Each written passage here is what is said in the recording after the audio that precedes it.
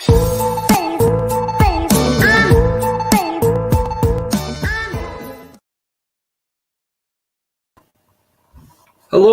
and hopefully this is all working. Welcome to Whiskey Whims with me, Stuart. Don't be too scared. Yes, I've cut my hair.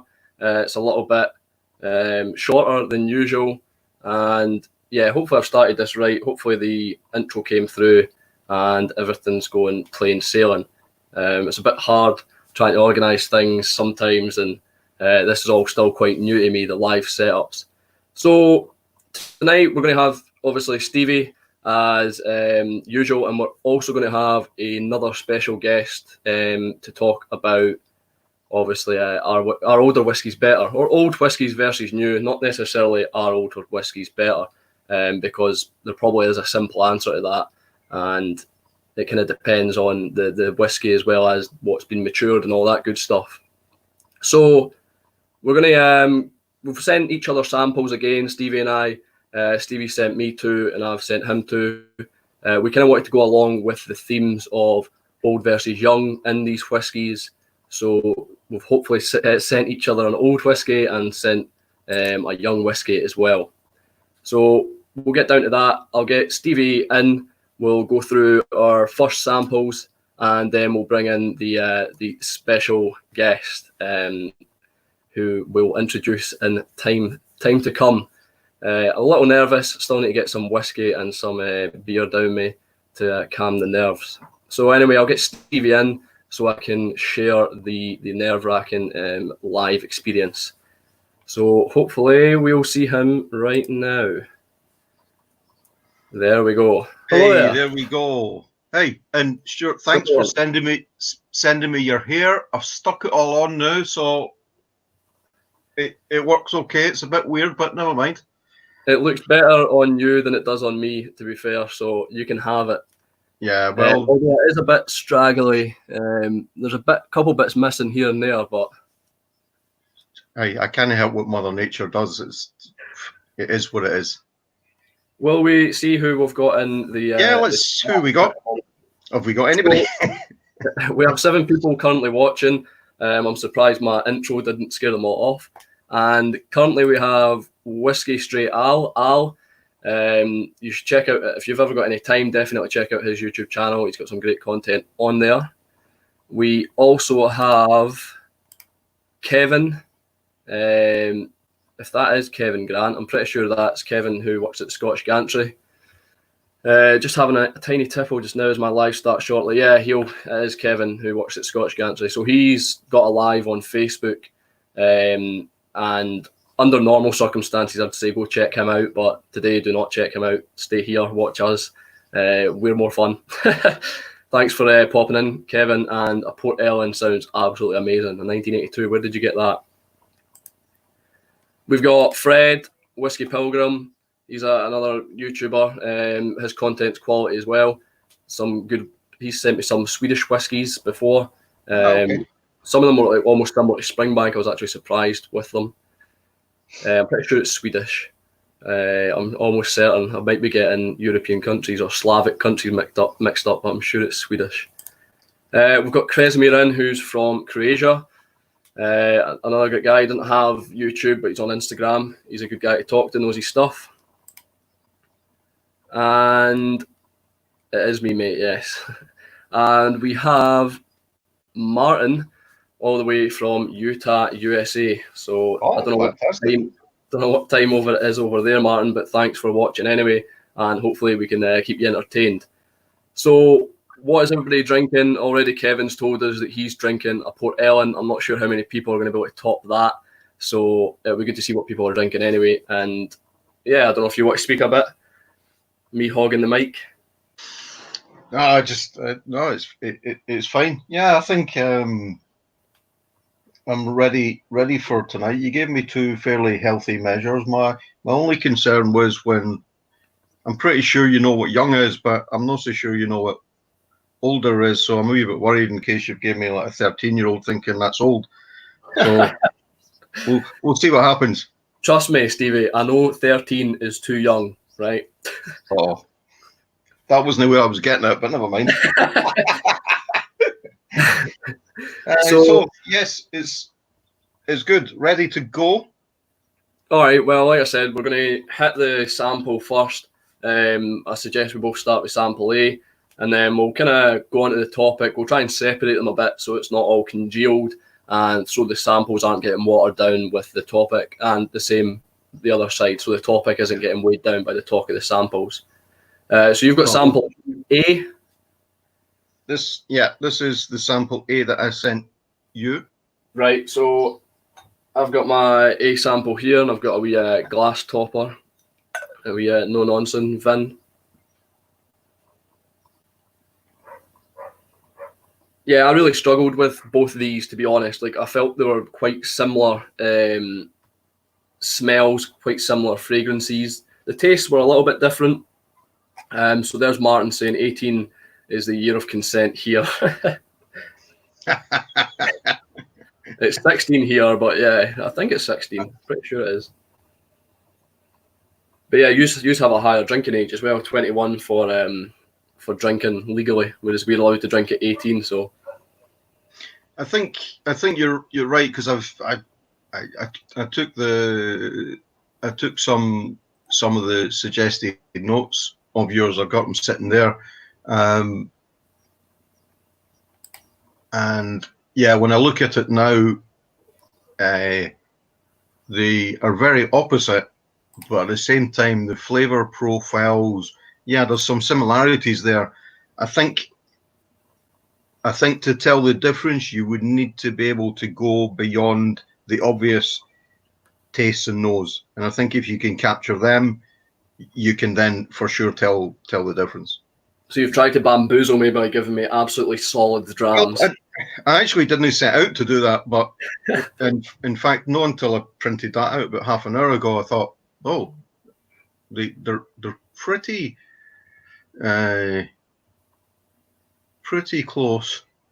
Well, hopefully there's 7 people now, so hopefully somebody will be able to guess it, because I don't know what it is. But nose, so initially I was getting winey, I was getting like white wine, but then in actual fact, what I felt like I was smelling was the top of a mash tun.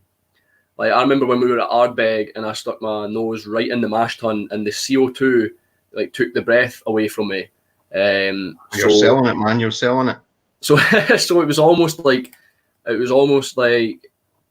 CO2, the top of the mash tun, maybe quite a little bit beery, but not overly beery. Right. So tell me what have you got? What do you think? What do you get on the nose? So you're saying the sort of yeasty. Yeah, like a yeasty, kind of a little bit bitey on the nose, maybe malty. And you suggested wine there. Yeah, I got white wine for sure. So Kevin's saying it sounds like it could be sulfuric-like and potentially Campbelltown. I don't think it's sulfur. I don't think it's sulfur. I feel like I know what sulfur tastes like or smells like, because I love the sulfuric smell. But I know what you're getting at. It kind of gives you that little tinge in the nose, that little bite. But no, I don't know what it is. At the same time, there's custard cream. It's quite creamy, vanilla. And to be honest, it's overall sweet. Like, it's really sweet. Yeah, so yeah. Willie's asked what we were tasting, and we're doing a blind tasting, Willie. So this is the well, how old do you think it is? So I think this has got to be the older one for some reason, because I felt like, well, this is in relation to the other whiskey. I feel like this might be the older one. It's the other way around. Yeah. This is the younger one. Is it? Yeah. See, and to be honest, this is from a distillery I quite like, and I was a bit worried when I got this one, because it was younger, single cask strength, and I thought, oh, I wonder if it will spoil what I normally tend to like. And then when I think I opened it. I opened it when you were offshore. Louise was here, so I opened it then, and it's like, no, you can still get all the characteristics of that distillery in this glass. And strength-wise, where do you think it is? Oh, it's got to be 53 odd. Yeah, it's 56.1. Yeah, so it's high.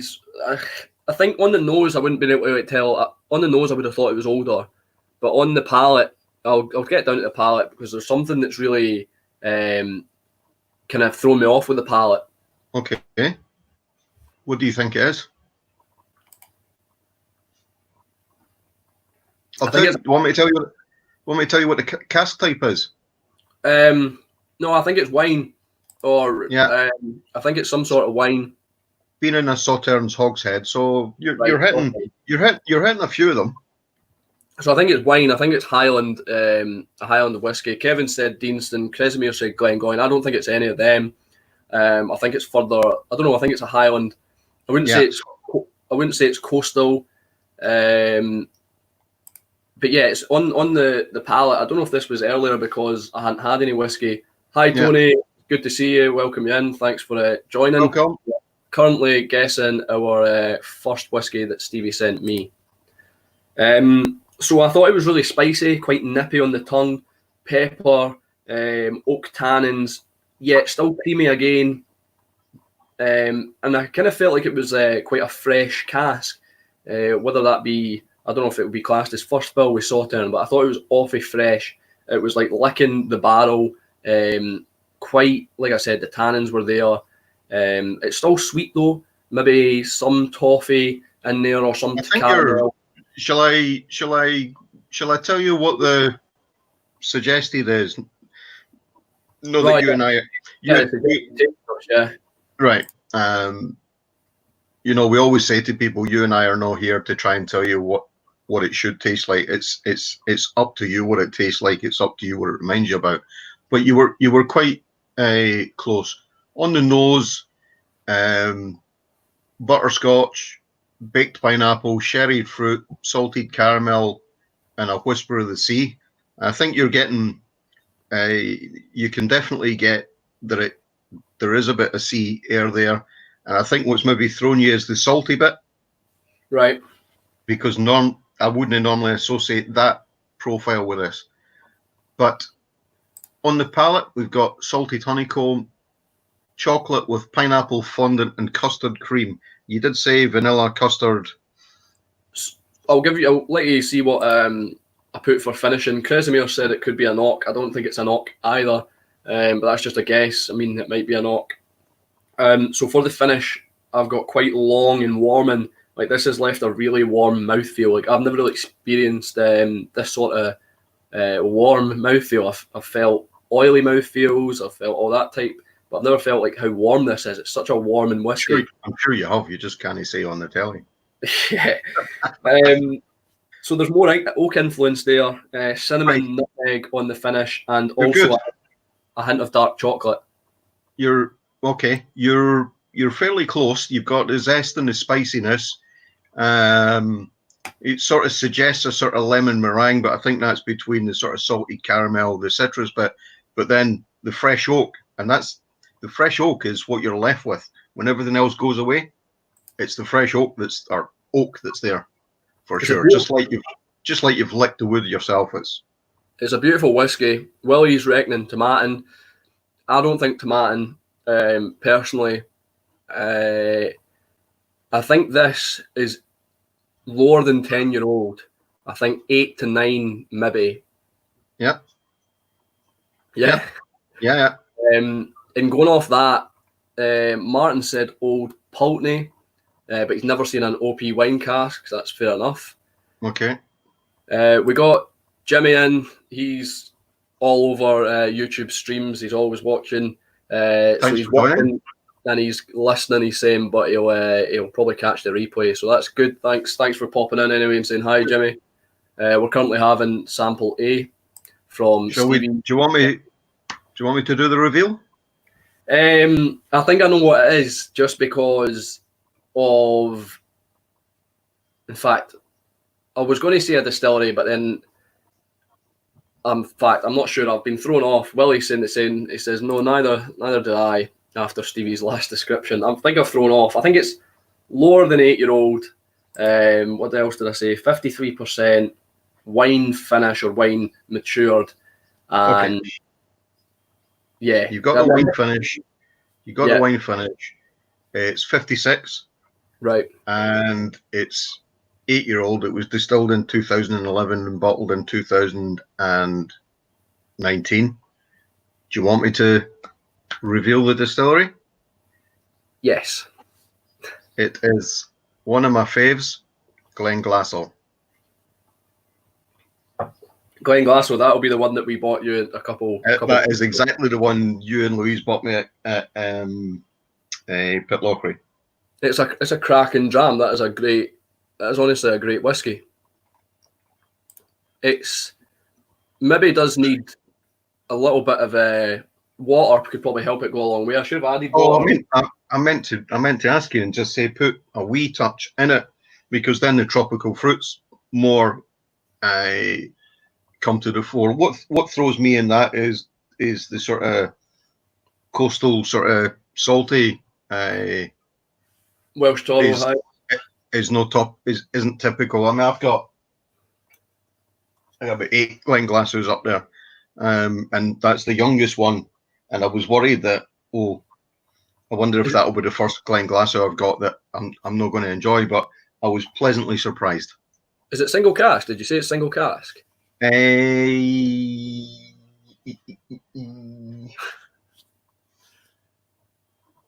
remember what I did with it. I mean, the shot looks good. I believe it is. All that preparation to make yourself look good, but you forgot if it was single cask. Yeah, I did. It's it's with a shot. Yeah, absolutely. Aye, we're all on lockdown. You only need to look good for the waist up. I've not got anything on the waist below. Well, see, you're looking at prison time for that. Single cask. So yeah, it's one single cask. From the nose, I thought that was older, but that's what I was going to say. Once you get into the palate, you get the spicy nippiness of like a kind of younger whiskey, and then the cask strength does become quite evident.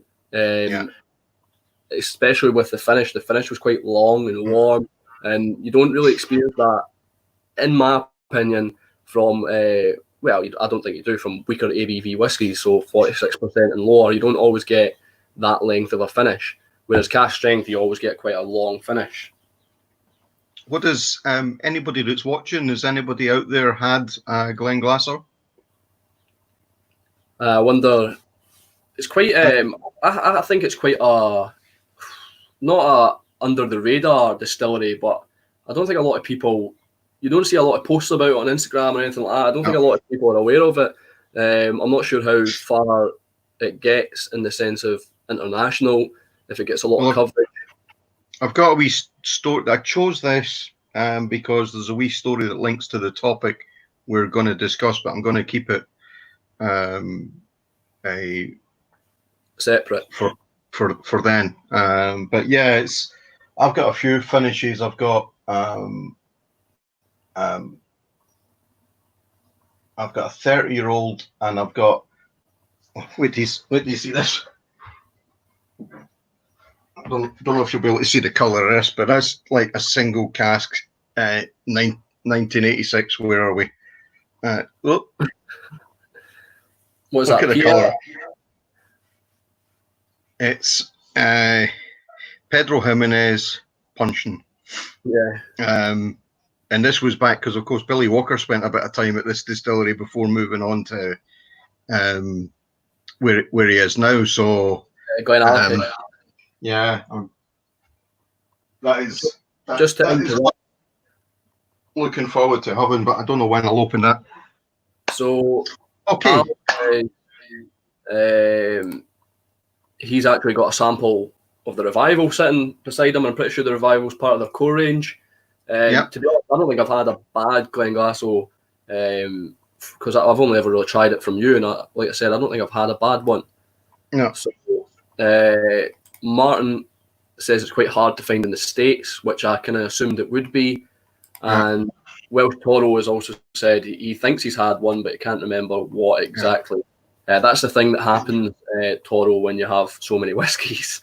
They have really quite a good range, and I think as I say, Billy Walker spent a bit of time there before moving on to Glenallachie, and you can tell the difference, because since he was there, he improved the brand. He helped them select and put forward more interesting whiskies in the range. So they've got peated, non-peated. They've got port and peated port. Yeah. I've got another Pedro Jimenez, and then they've got another one called Octaves, which has been done in very, very small casks, but we'll talk about that later on. So Toro was saying he was at a tasting some years ago and tried some of their very old stuff. Obviously, you've got that 30-year-old, which is cracking. I just wonder what kind of age he's talking about. I wonder what stuff he tried. Because, what I was going to ask is, did Billy Walker put that in front of the Glenglassaugh? Is it the Glenglassaugh, or is it just Glenglassaugh? Because everywhere he goes, he puts that in front of it. No, it's not. It's not got a the in front of it. The Ben Riach, now it's he loves a bit of that. So we'll go on to my sample then, and then we'll introduce our very special guest who's sitting, waiting, listening to us ramble on. You're going to do sample B, aren't you? No, I was going to go for my sample A that I sent to you. Ah, okay. All right. Right. So I've got it here. A rather large measure you sent me. You didn't have to have it all in a oneer. Nah, but I try to let it sit out for a couple of hours before we do this, just to let it settle and open out.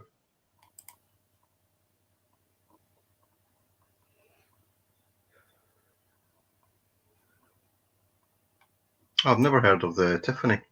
No, I've not heard of the Tiffany either. It might be, I don't know where Tony's from. It might be, because I know there's some name changes in different regions, different countries, but the same whiskey. Oh, he's put Torfa. Ah, okay. Yeah. Like this one, I struggled a wee bit initially with this one.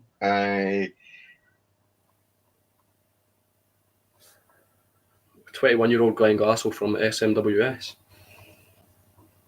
Oh, wow. So, this one I'm getting really a sort of lemon sherbet, dry grass.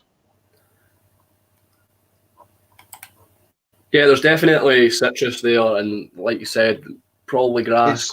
It's a wee bit. I tried nosing it earlier on, and I was really struggling, but it's a bit more perfumed. There's more nose to it now. Right. There's also a sort of savoury brine bit to it, and there's a very, very slight vanilla in my opinion. Right, yeah. What can you think of from the nose? Is there any percentage or any cask influence that you can have No, I'd rather taste it before I do. But it's not an overpowering cask that's in it, but it has had.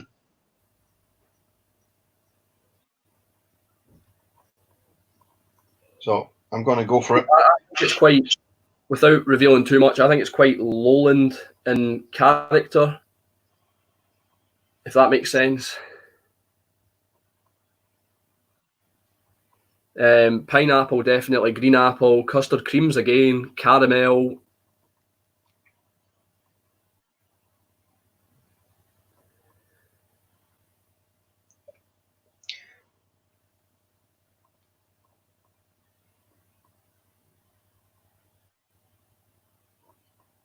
It's quite delicate. You're saying some fairly bold flavors there. I think on the nose you can smell them. They're subtle. I don't think they're bold in the sense that they're. Is it full bodied? If that's the word you describe it, it's not. They're faint. Don't necessarily think they're very strong. I thought it was quite. When I smelled it earlier on when I first poured it, I thought it smelled really shallow. From a alcohol percentage volume, the alcohol's no killing the nose, so I'm not getting any sting in the nose from the alcohol. So what about the palate?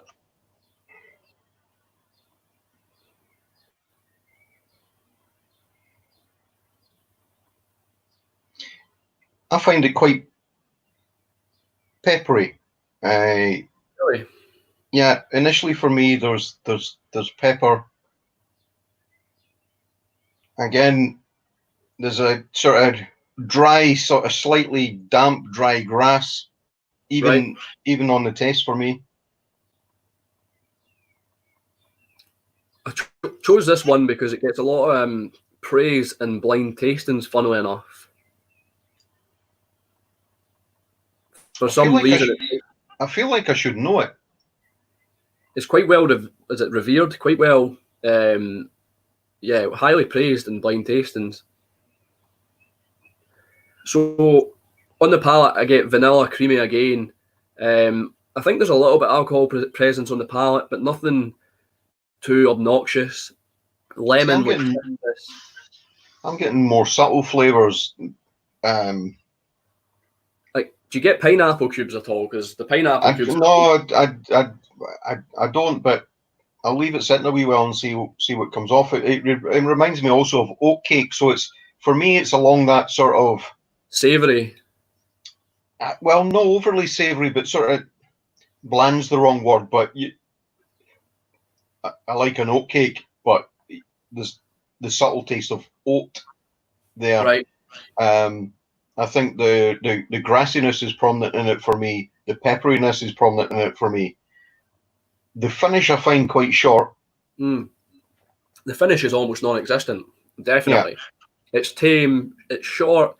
Medium at a push.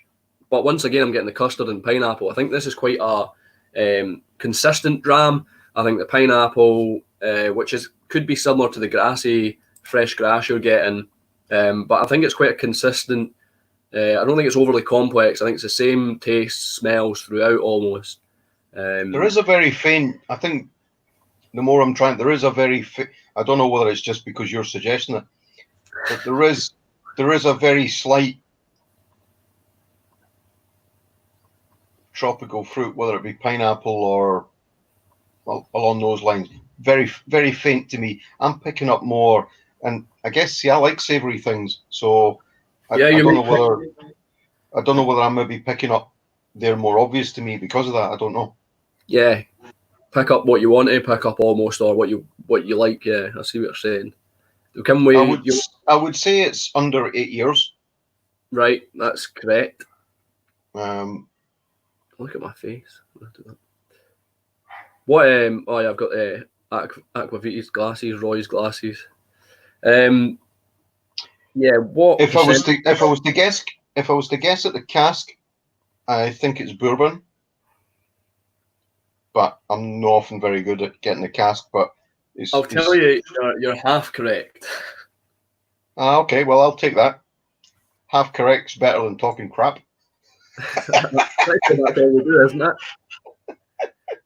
At least once we get the guest on, he'll be able to provide some actual knowledge. From a strength point of view, I would say 46.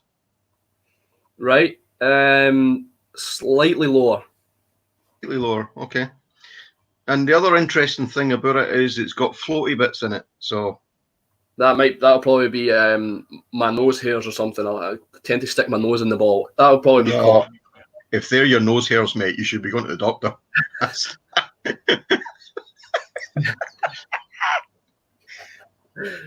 So, what region? Have you got a region at all? I would. It's interesting because I think I would tend to go towards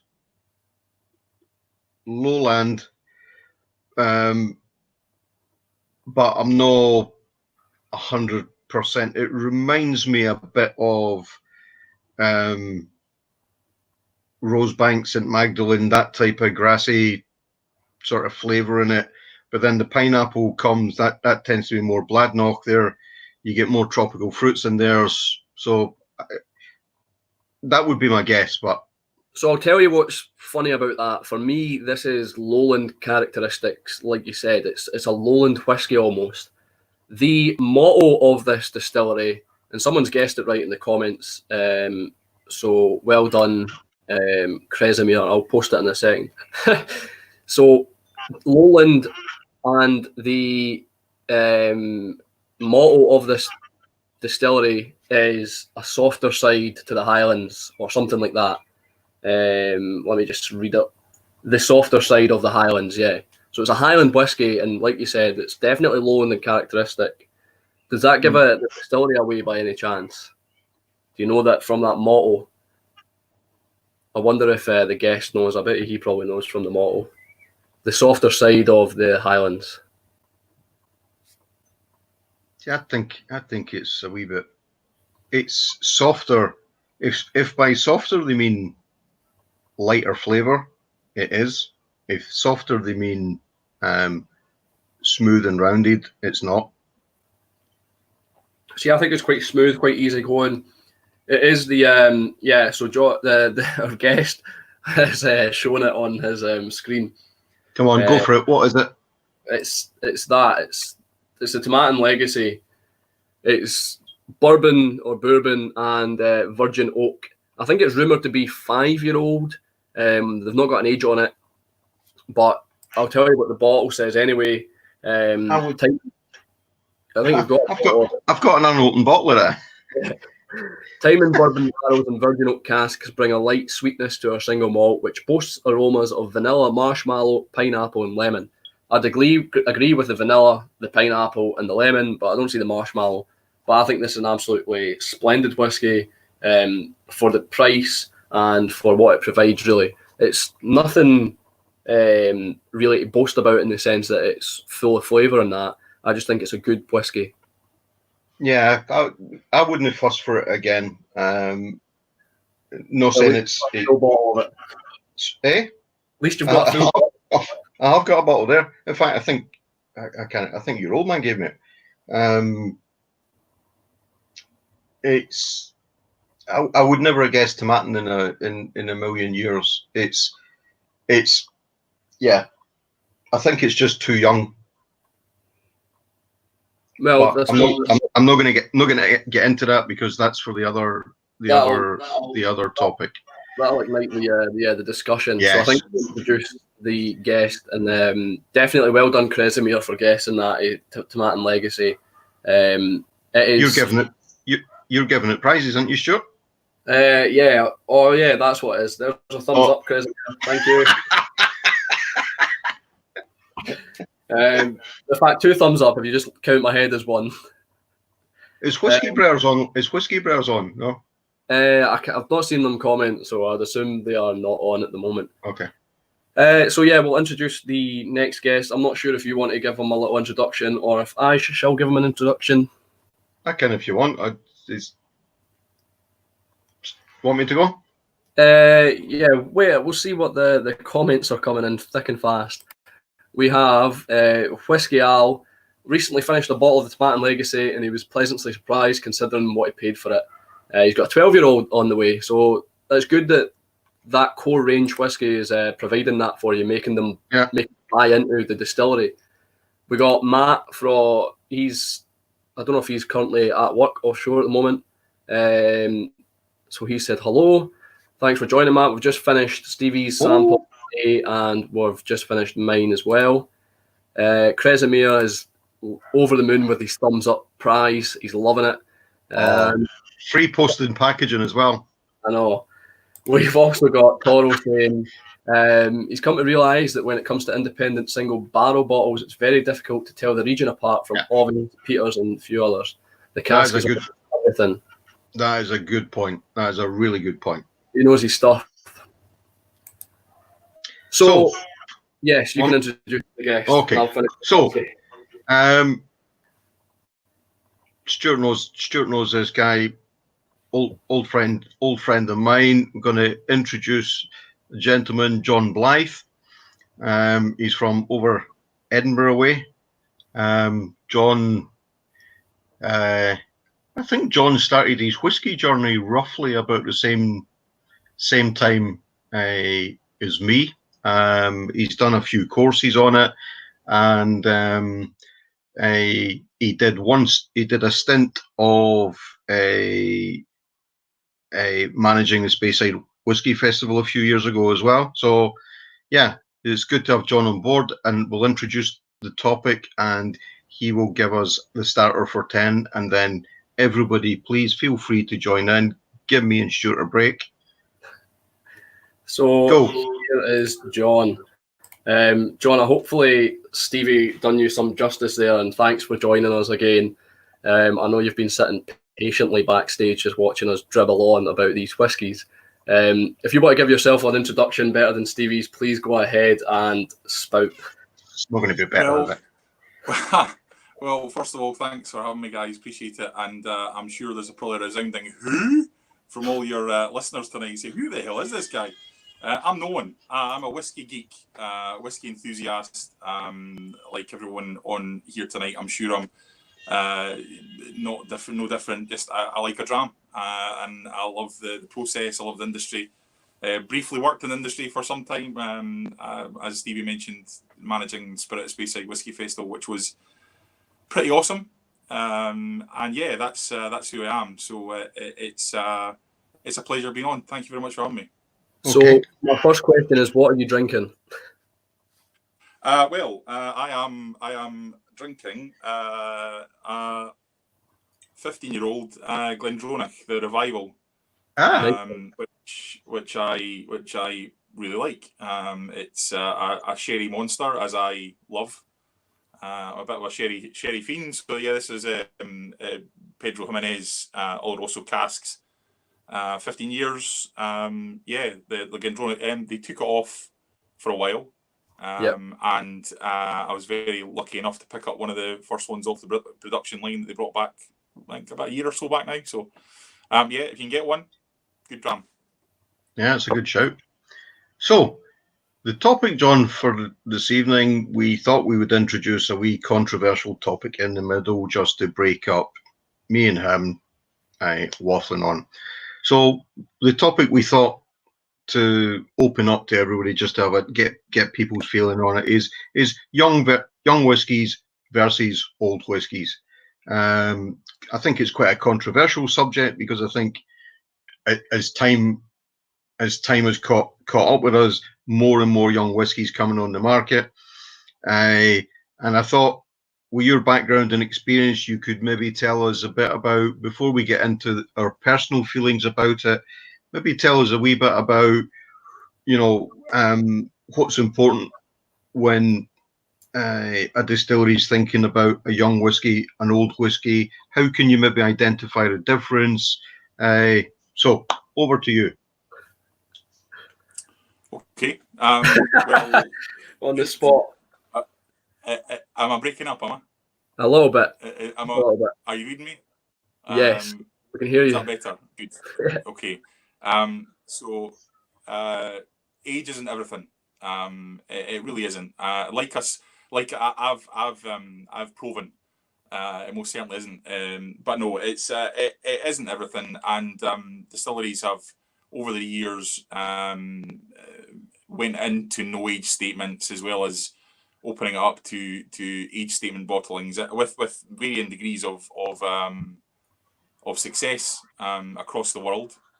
You've seen Macallan recently pretty much getting rid of all their age statements on their bottlings, and then quickly realising that things weren't going as well as they thought they would, and going straight back to them again. So, I mean, there are certain people, certain parts of the industry, certain people who enjoy their whiskey will automatically go to an age statement rather than a no age statement bottling. And I've been there. I'm sure you two have as well. I'm sure listeners have as well. That you will probably be drawn to an age statement if you're unaware of some of the drams that are on the gantry. But I mean, certainly as I say, age isn't everything. But there are certain tells you can get from doing a tasting, like these guys have been doing tonight. And guys, I'm saying as well, I'm sure the postie is just late because my samples didn't arrive. So I was wondering when this was going to come up. We'll get that for next time. But Surprised no, it took so long. it's John, you do know we're in lockdown and everything takes longer than normal. absolutely. But Her Majesty's Postal Service is still fully functional, Stephen. So come on. So yeah. So there's three things during a tasting that you would tend to try and you get something from the whiskey to tell you that there was some age in it or not, as the case may be. So appearance being one of them. So obviously the appearance alone can tell you a fair bit about it, but you'll all know that actually some distilleries add colouring to their whiskey, so sometimes that's a bit of a red herring. But you can tell by the colour, by obviously what cask it's been maturated in or finished in. A lot of tells in there, but also just the deepness of colour. If the whiskey has been aged in a bourbon cask, for instance, it's going to take a lot of time to get that colour in there. But as well as that, the actual spirit itself in the glass, when you swirl it, the legs or the tiers, as they're sometimes called, down the side of the glass, you can often tell by that if it's an old or if it's a young whiskey. Obviously, as well, you can tell if it's light or if it's oily or if it's more heavier. They will take a bit more time to go down. But obviously, if they're wider, that tends to tell you that it is more of an aged whiskey. If they're skinnier, it will be younger. So and also as well, skinnier legs would be tend to say younger. Yeah, absolutely. Yeah. Lighter. If they're skinnier and they run down quickly, and there's a lot of them, it will tend to tell you that there is probably a little bit more younger spirit in there than there is older. And something actually I learned whilst I was on a tasting with you guys recently was that the beading in whiskey. Now I'll demonstrate it if that's okay. Yeah. So I've got a bottle of Spey here, Spirit of Speyside bottling actually. It's a port cask maturation. It's actually cask strength 59.1%. And if you just give it a good old shake, you'll see the froth on top, and it takes a bit of a time to dissipate. And the longer it takes to dissipate, the more indication it is that there's a high percentage of alcohol in there. But also, the longer it lingers, it might actually also tell you that there's a bit of age to the spirit as well. So this one dissipated quite quickly. It probably isn't that old a spirit in here, but you can tell as well. Obviously, the ABV is quite high in here, as opposed to one of Stuart's donations to the Blythe family cause. Thank you so much for that. Whereas this one is 46%, and as you see, it's clear straight away, albeit still a little bit cloudy. But yeah, so that tells you that under 50% ABV will not give you much beading and won't last that long. But it'll also tell you a fine tell to tell you that there might be some age to it as well if the froth lingers a little bit longer. And if you like a wet hand, you can just put your hand across your glass and give it a shake. I'm not going to do that. So I was going to ask you, John, what's I mean, obviously, an older whiskey goes through, it's all that romantic notion of age and time and stuff like that. So, what do you know from your experience and what you've done? What's key to making or to producing a good younger whiskey? Well, I mean, every whiskey is the same. It's the same three ingredients that go into making all whiskey, as we know. The care and attention that's put into every single whiskey we drink is evident. Because as I've said before, as I said in the last conversation, I don't believe there's any such thing as a bad whiskey. Certainly, you guys might have a different opinion, but I think just the care and attention that goes into whiskey in general, I think there is something to be said that there really isn't any such thing. But obviously, that's what it's all about. I'm here. I have my own opinion.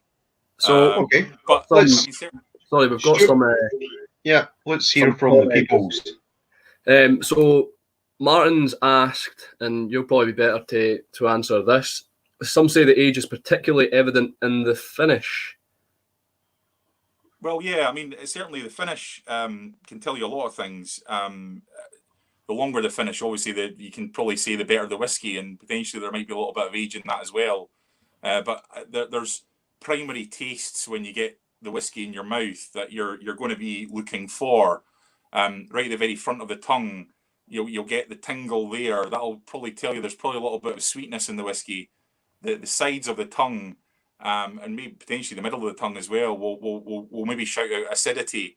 Yeah, It'll shout out sweet saltiness as well. But on the swallow and also the finish as well, you'll get potentially quite a lot of bitterness.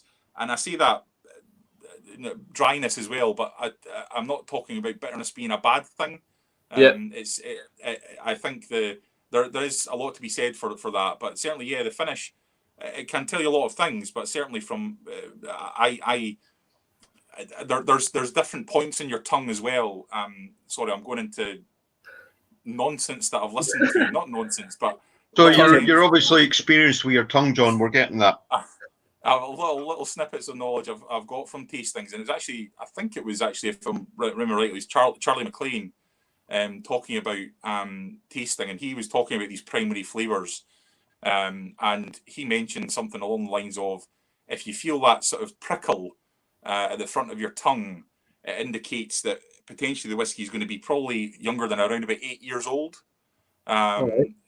If you get the prickle in the middle of your tongue, you're going to be around over 8 years, but under 15 years old.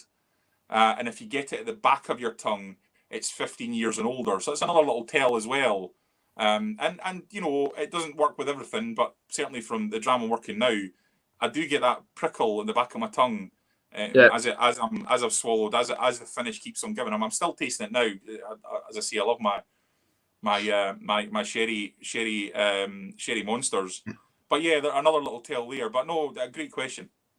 So Cresimir's asked if I recommend the Hive.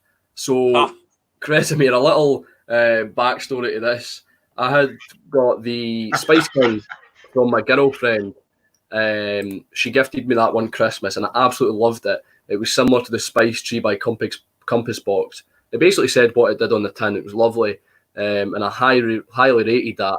It was an older version that I don't think you can get now. They've changed the recipe.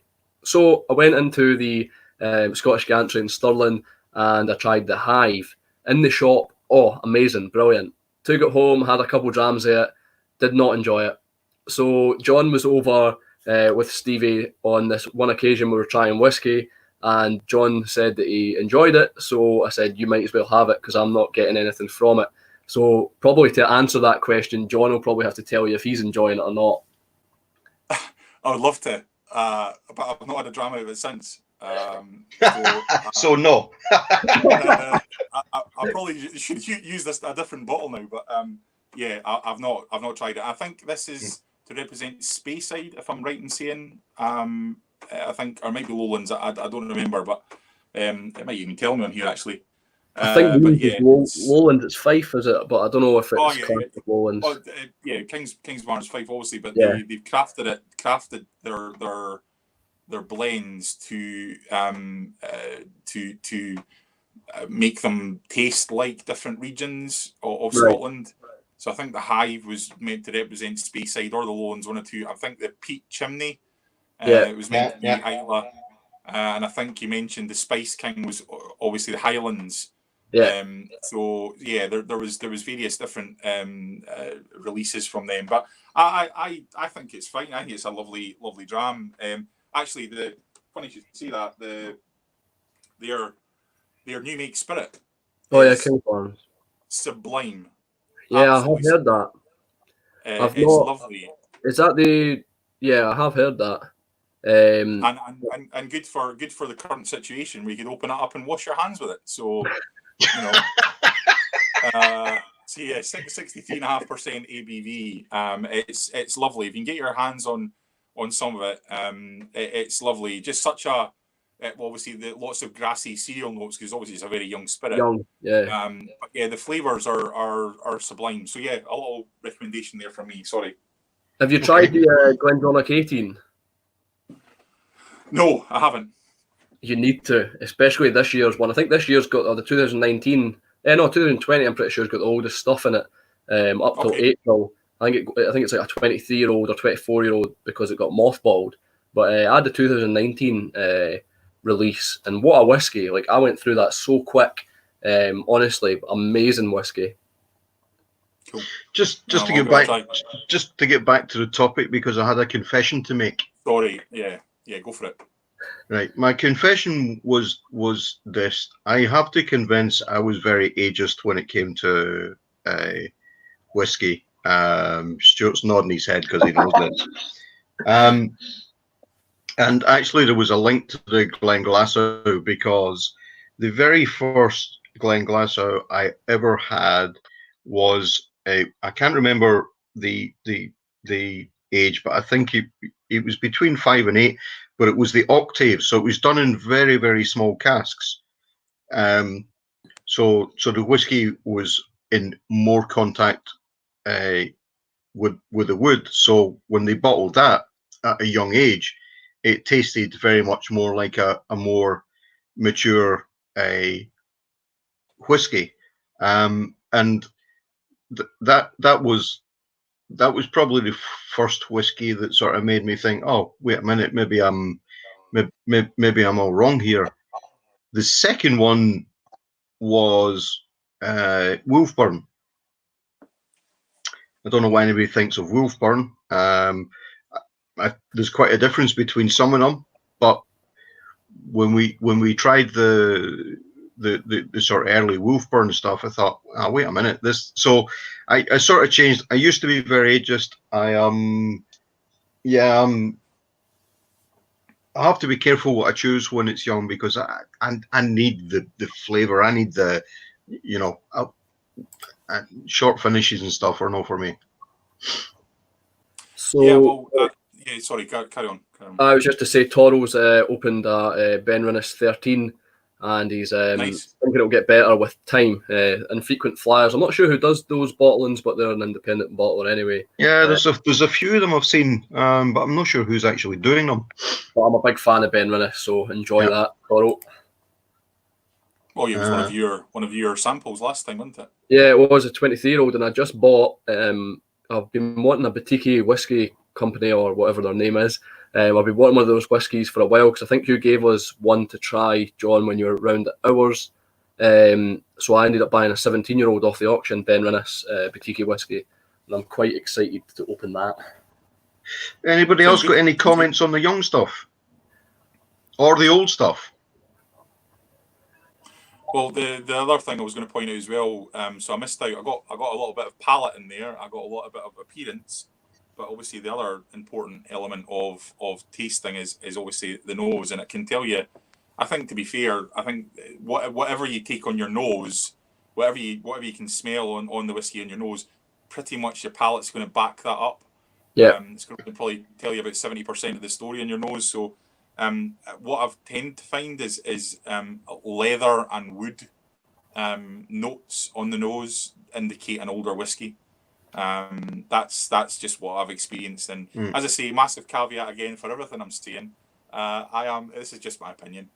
It's by no means educated at all, but it's just things that I've picked up over the time. But yeah, that and from a young age, a young whiskey. The nose prickle from the initial pineapple, fresh cut grass is usually what I get from young whiskey. Absolutely.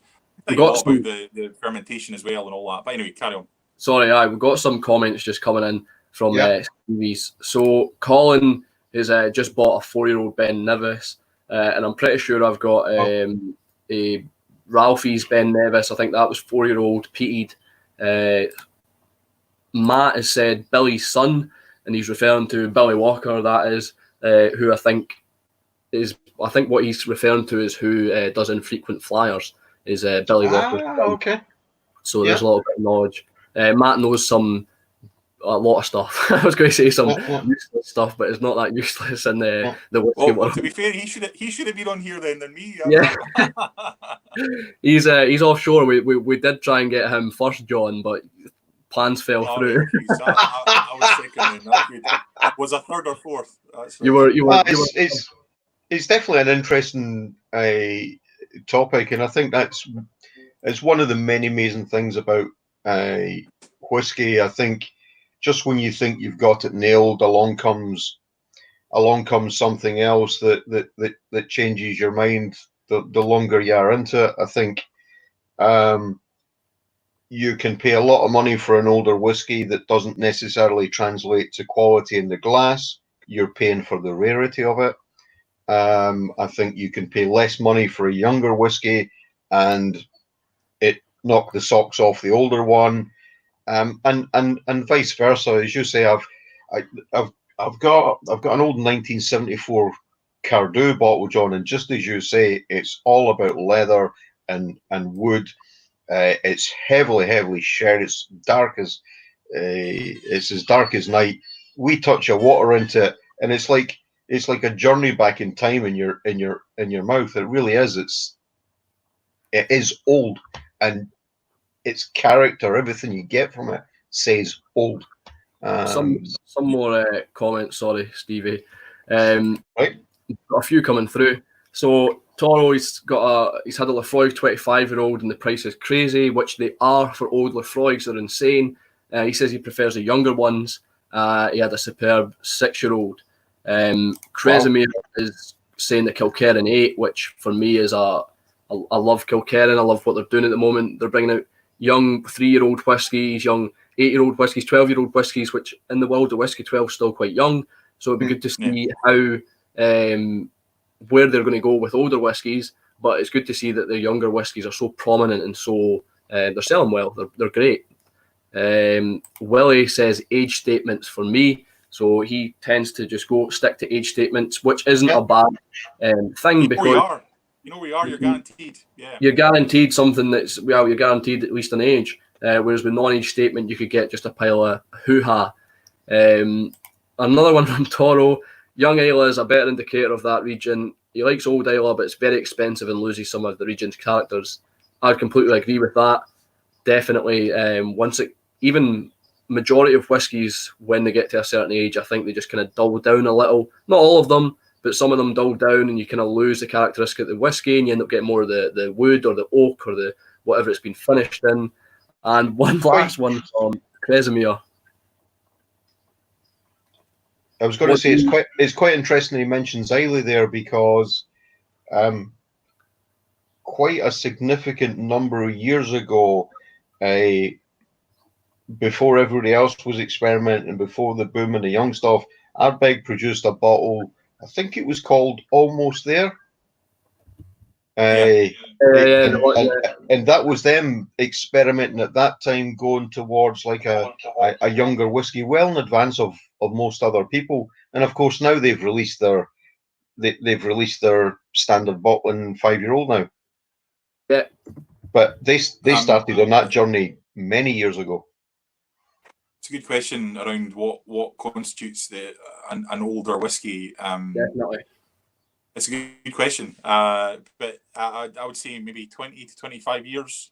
I would say it's a good point. Splitting it into 3 different categories. Then no age statement, young and old. I've tasted some fantastic no age statements. What was mentioned earlier on, Glenglassaugh Torfa. Torfa it blew my mind. It was completely different in the nose than it was in the palate. I don't know why I'm pointing at my nose. I can see myself on the camera. I'm pointing at my nose. Anyway, we can see it. Head, shoulders, and toes. What was different on the nose than it was in the palate. You couldn't smell any. If I remember rightly, you couldn't smell any smoke on the nose at all. When you got in the palate, it was a smoky monster. But still with the I say Speyside, but it's close to Speyside, but Highland Speyside characteristics. Cheerio. So who's got the last comment then, Stuart?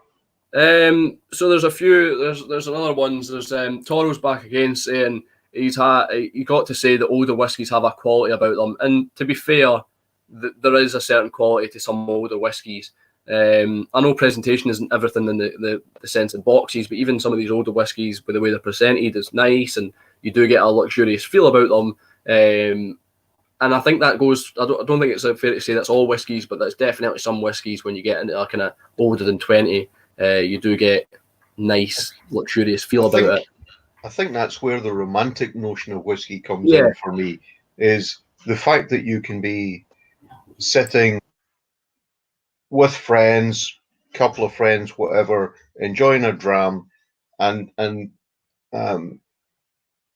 got 2 or 3 quite old ones, and you're sitting there and you're thinking, whoever crafted that 30, 35, 40 years ago is probably no longer here, and you're sitting here enjoying the fruits of their labor, and they would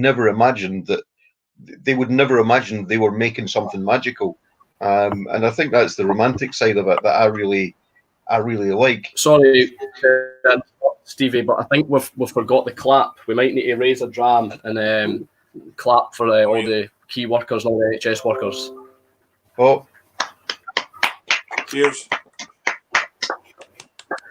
And the dog's joining in as well. Your dog's humping you. I know, he's getting excited. So, sorry, yeah. Just one more point on older whiskies as well. So I tried. I think it still is. It might not be, but the oldest the oldest Scotch Malt Whisky Society bottling. I think it was a 51-year-old or 52-year-old.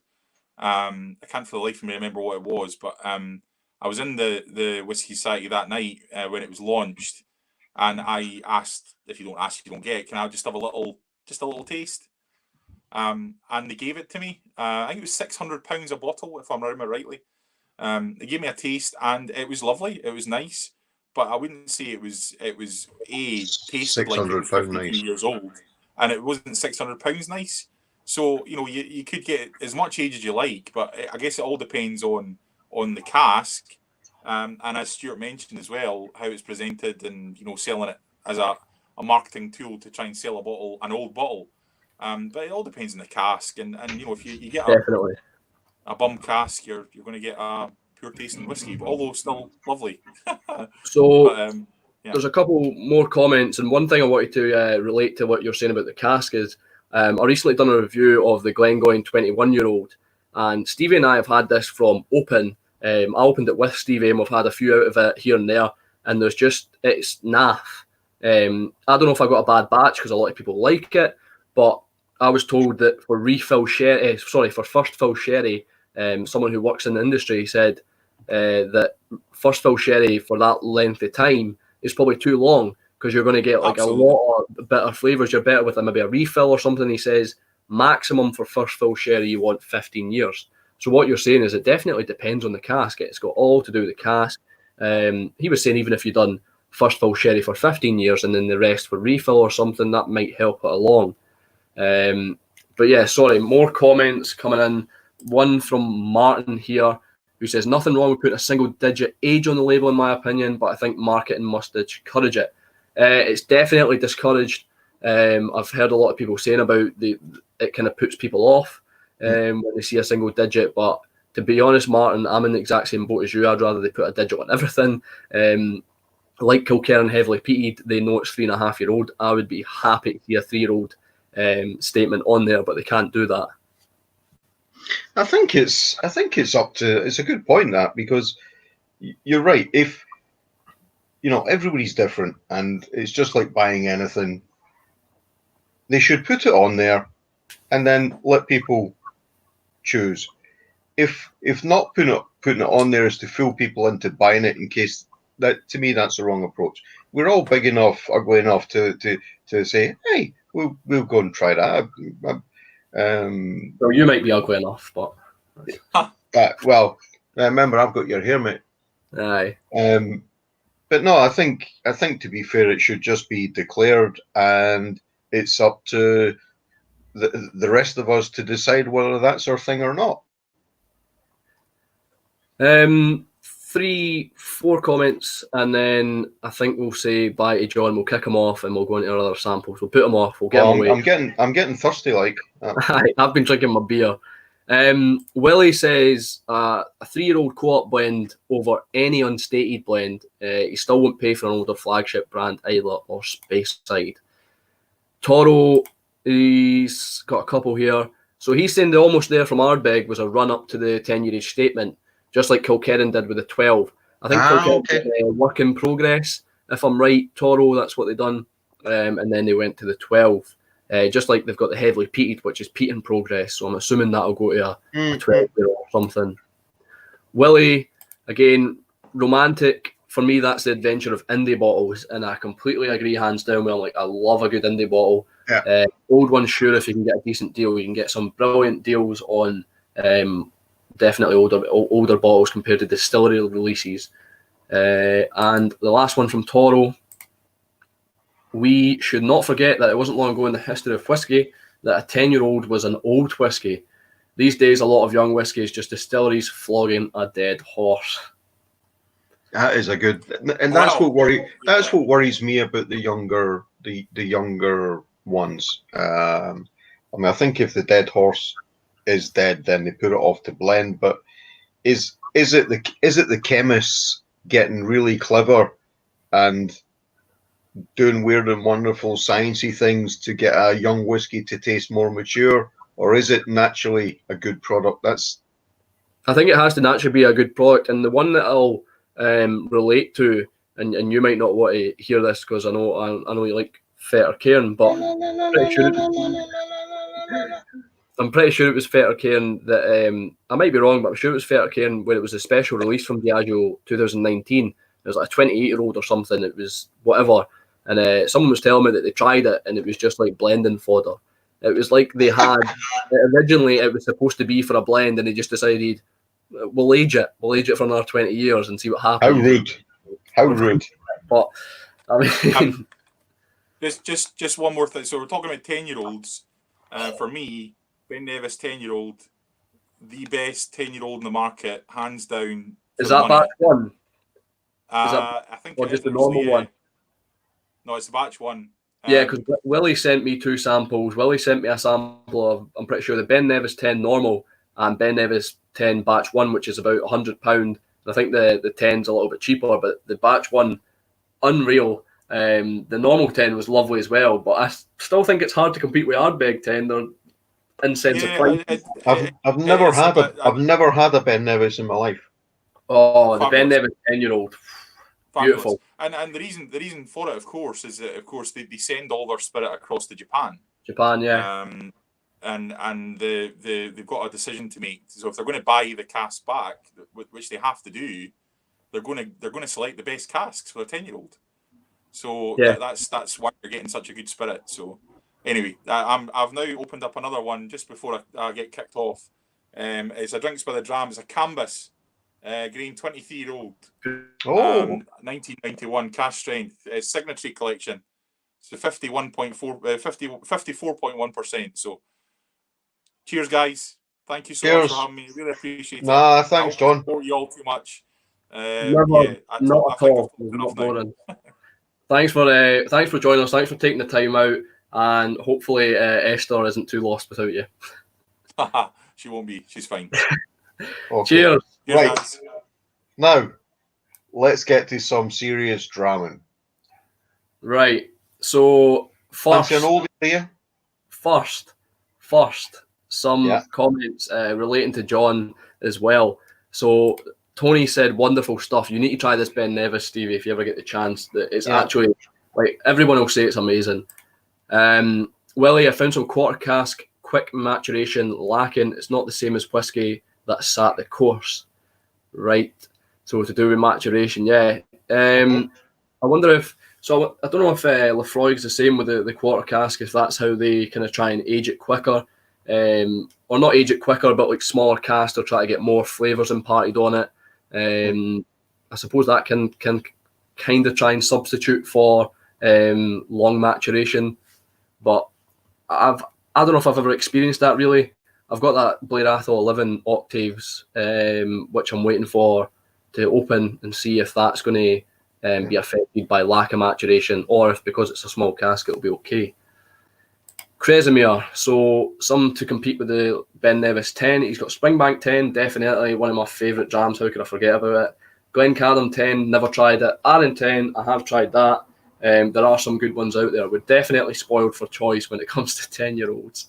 Yeah, I And think yeah, the Glencadam's an interesting one. I was reading about that today, and for some reason, I always overlook it for Tom and Tool, but actually, it's an excellent dram that for some reason I've just never got around to buying one, but I have tried it. I've honestly never tried it. Colin Ben Nevis 10 is one of my favourites, full stop. Love the McDonald Traditional too. I think I've tried that one. Toro, Ben Nevis 10 is complex and an interesting thing. The cash strength 10 is a stunner.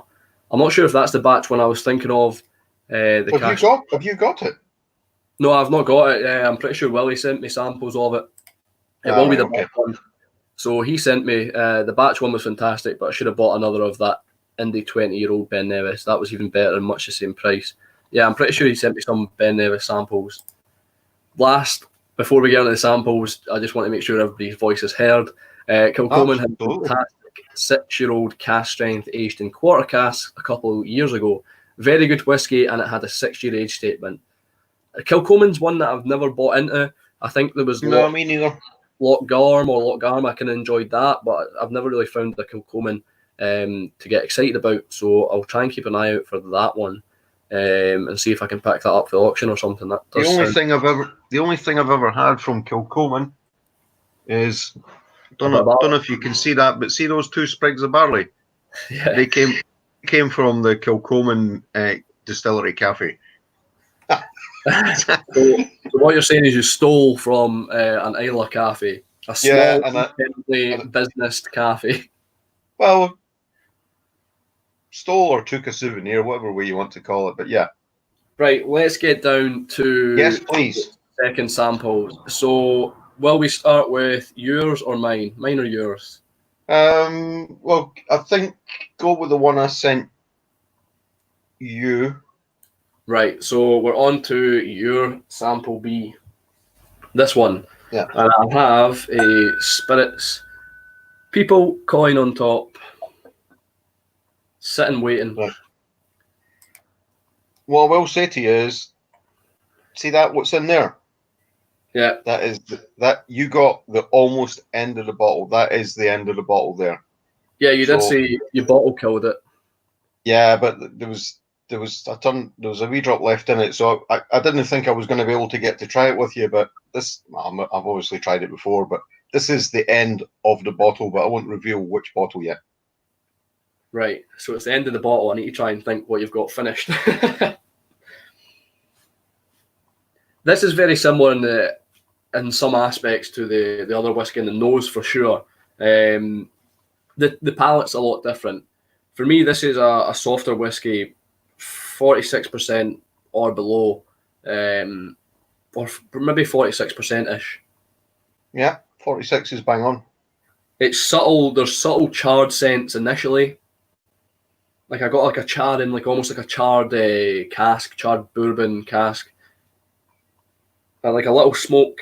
There's orchard fruit, apples, pears. And then something that threw me off a little was lilies and possibly lavender. I don't know why I got that. I was out the back when I was first trying these, but I'm still getting there's like a floral, I don't know, I don't smell flowers. I've never been round too many garden centres to know which flowers. You sound like an expert. I don't know which flowers smell like which, but this smells like some sort of flower. And lilies was the one that I thought it might have been. But there's definitely lavender there. Like you could put that on your pillow and fall asleep. Yeah, that's a good way to finish my ball. No, it is similar. I think if you strip out the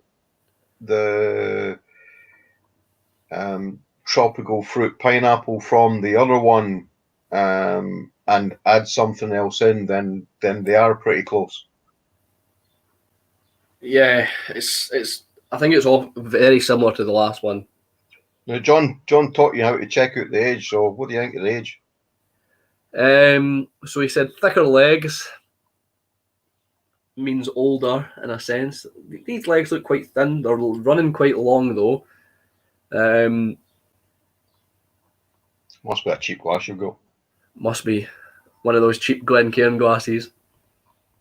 Oh, careful. I reckon older than 25.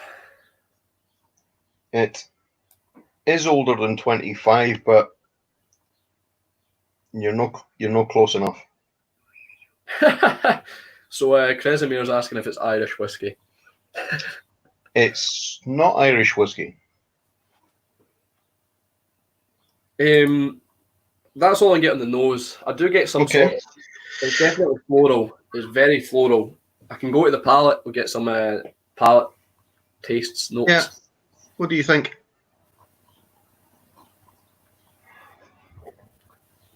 Once again with a floral theme or some sort. Parma violets straight away. It's very fragrant. Parma violets, aniseed, but not like licorice. Nothing too overpowering. There's definitely some wood influence. Once again, not overpowering. It's quite well balanced. Like the aniseed, it's not. I wouldn't say there's too much wood to the fact you think it's like. I don't know what I'm trying to say, but there's just not too much wood. Okay, no, let me. Okay, so you've said a number of things. So you've hit the fact that there's and it does describe it. Although I think what somebody writes on the bottle or writes on their review is theirs, and I respect that. It does say slightly oaky, creating a long and warming finish along with honey, and it is you've sort of hit on that. Some of the others. I think it's a bittersweet whiskey. I think there's a bitterness, but there's also quite an enjoyable sweetness, and it's not, like I said, it's very well integrated. It's not overpowering in any sense. Like the bitterness isn't overpowering, the sweetness is all well married together. The finish, medium, once again aromatic, perfume. I don't think there's a lot on the finish for me. Like you said, if it's 46%, I think definitely medium. I don't think it's long. I don't think it's warming. There's a bit more burntness for me. Burnt toast. I get a bit dark. I get a bit dark chocolate towards the end of the finish. I got that on this. It's a bit smoky. A little bit smoky, like a hint of smoke. Nothing like once again. Not okay.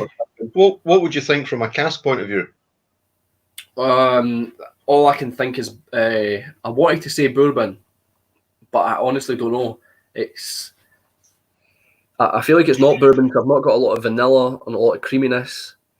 Think about the color of it, right? Yeah. And the fact what John said. So, it's still relatively light for a whiskey that's been in the cask a long time. It's got to be, what did I put? It's got to be, I either said bourbon or virgin oak. It's actually American oak ex-sherry.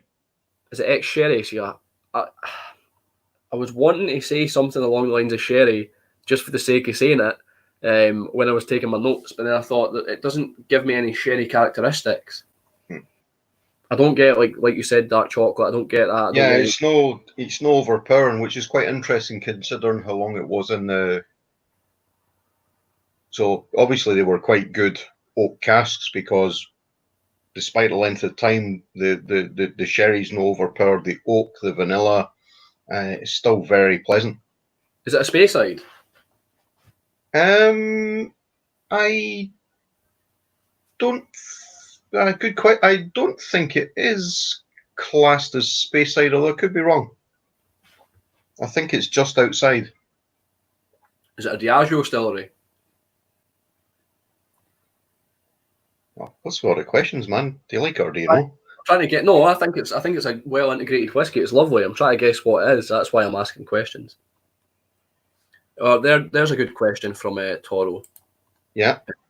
Is it independent or official? I think this is going to be official. Oh, sorry. Good question. It is an official bottling, and for an additional clue, the way they market their whiskey, they've stopped doing it this way. So they've moved away from how this was marketed and up until the last couple of years was marketed. Now they've moved on to So they've age rebranded. statements. Oh, It's a cracking whiskey.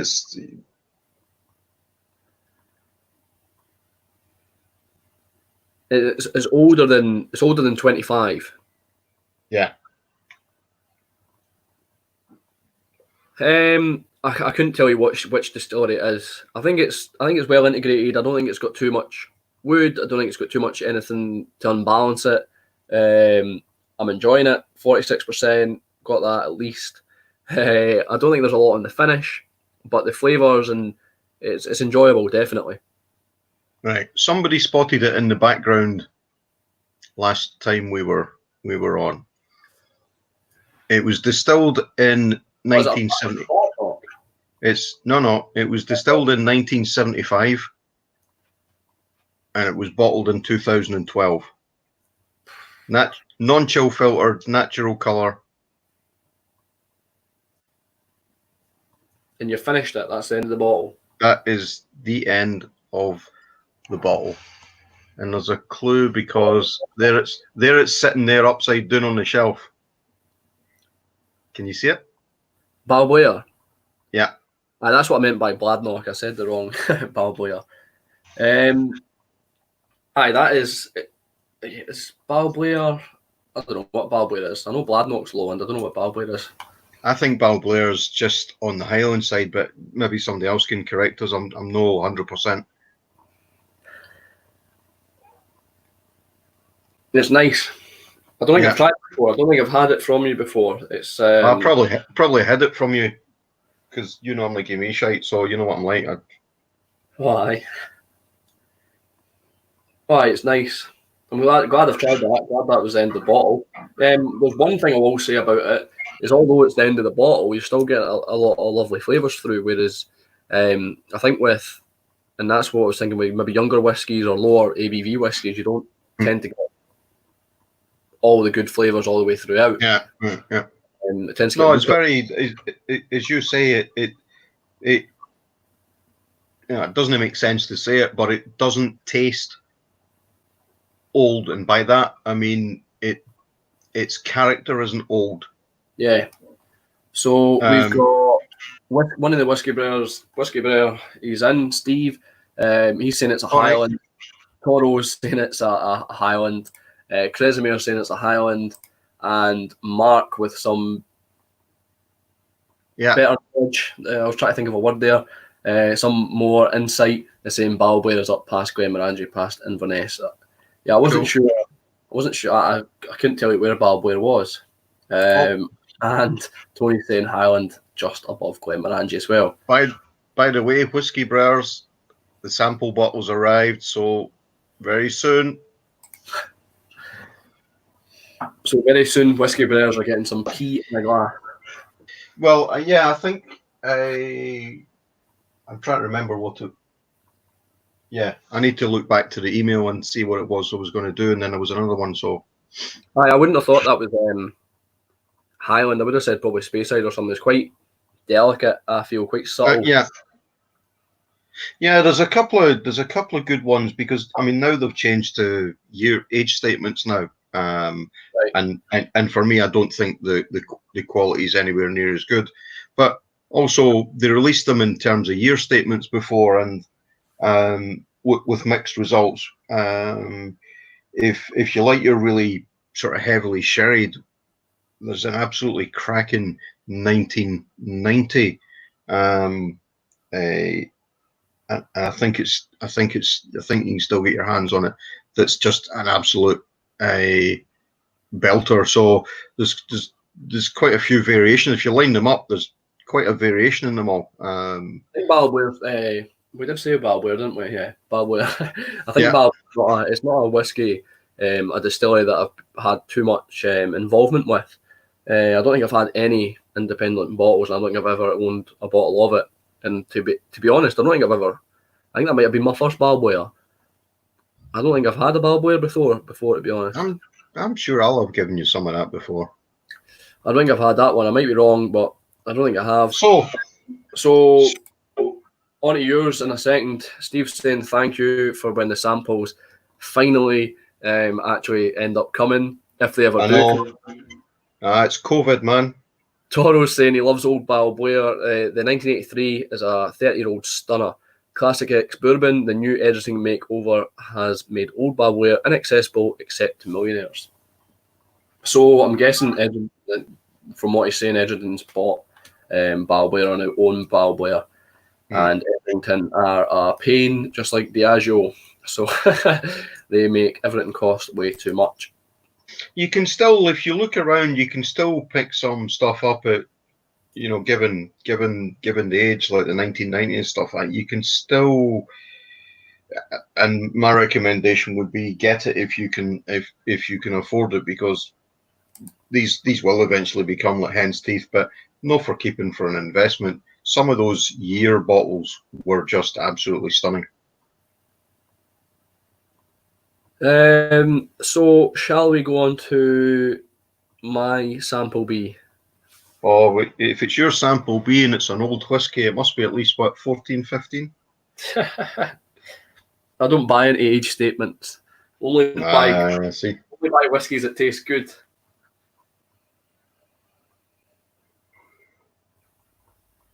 I think you'll probably know what this is anyway. This is a game changer.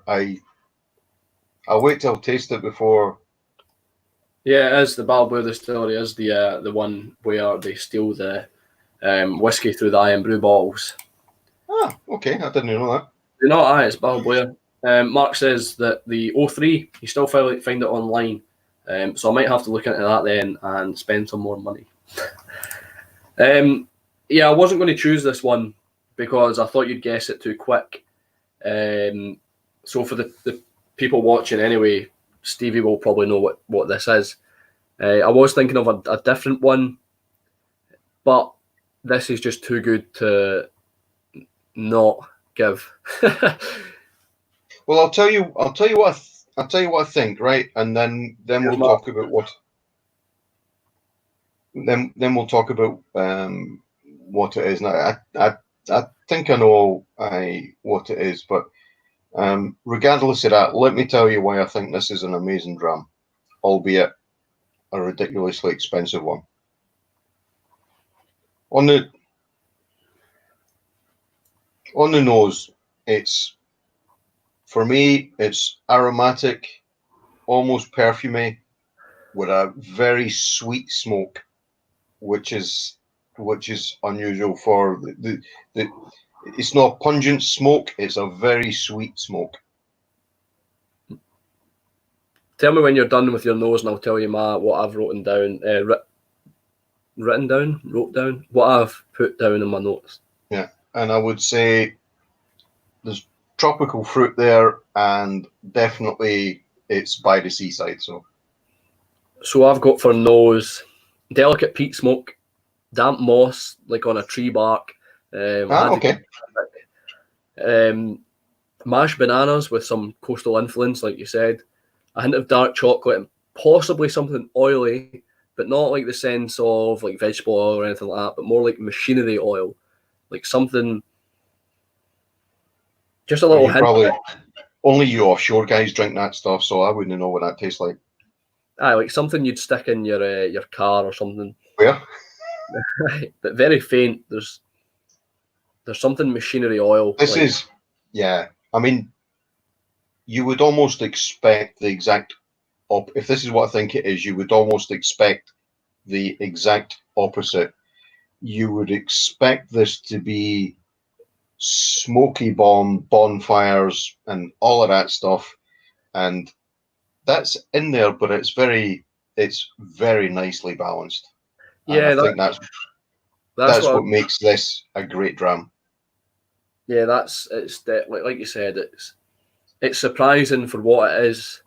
I wouldn't have expected it to be this tame, almost. And there's no alcohol burn going down your throat. Kresimir says he's yet to try any Bal Blair, just like me.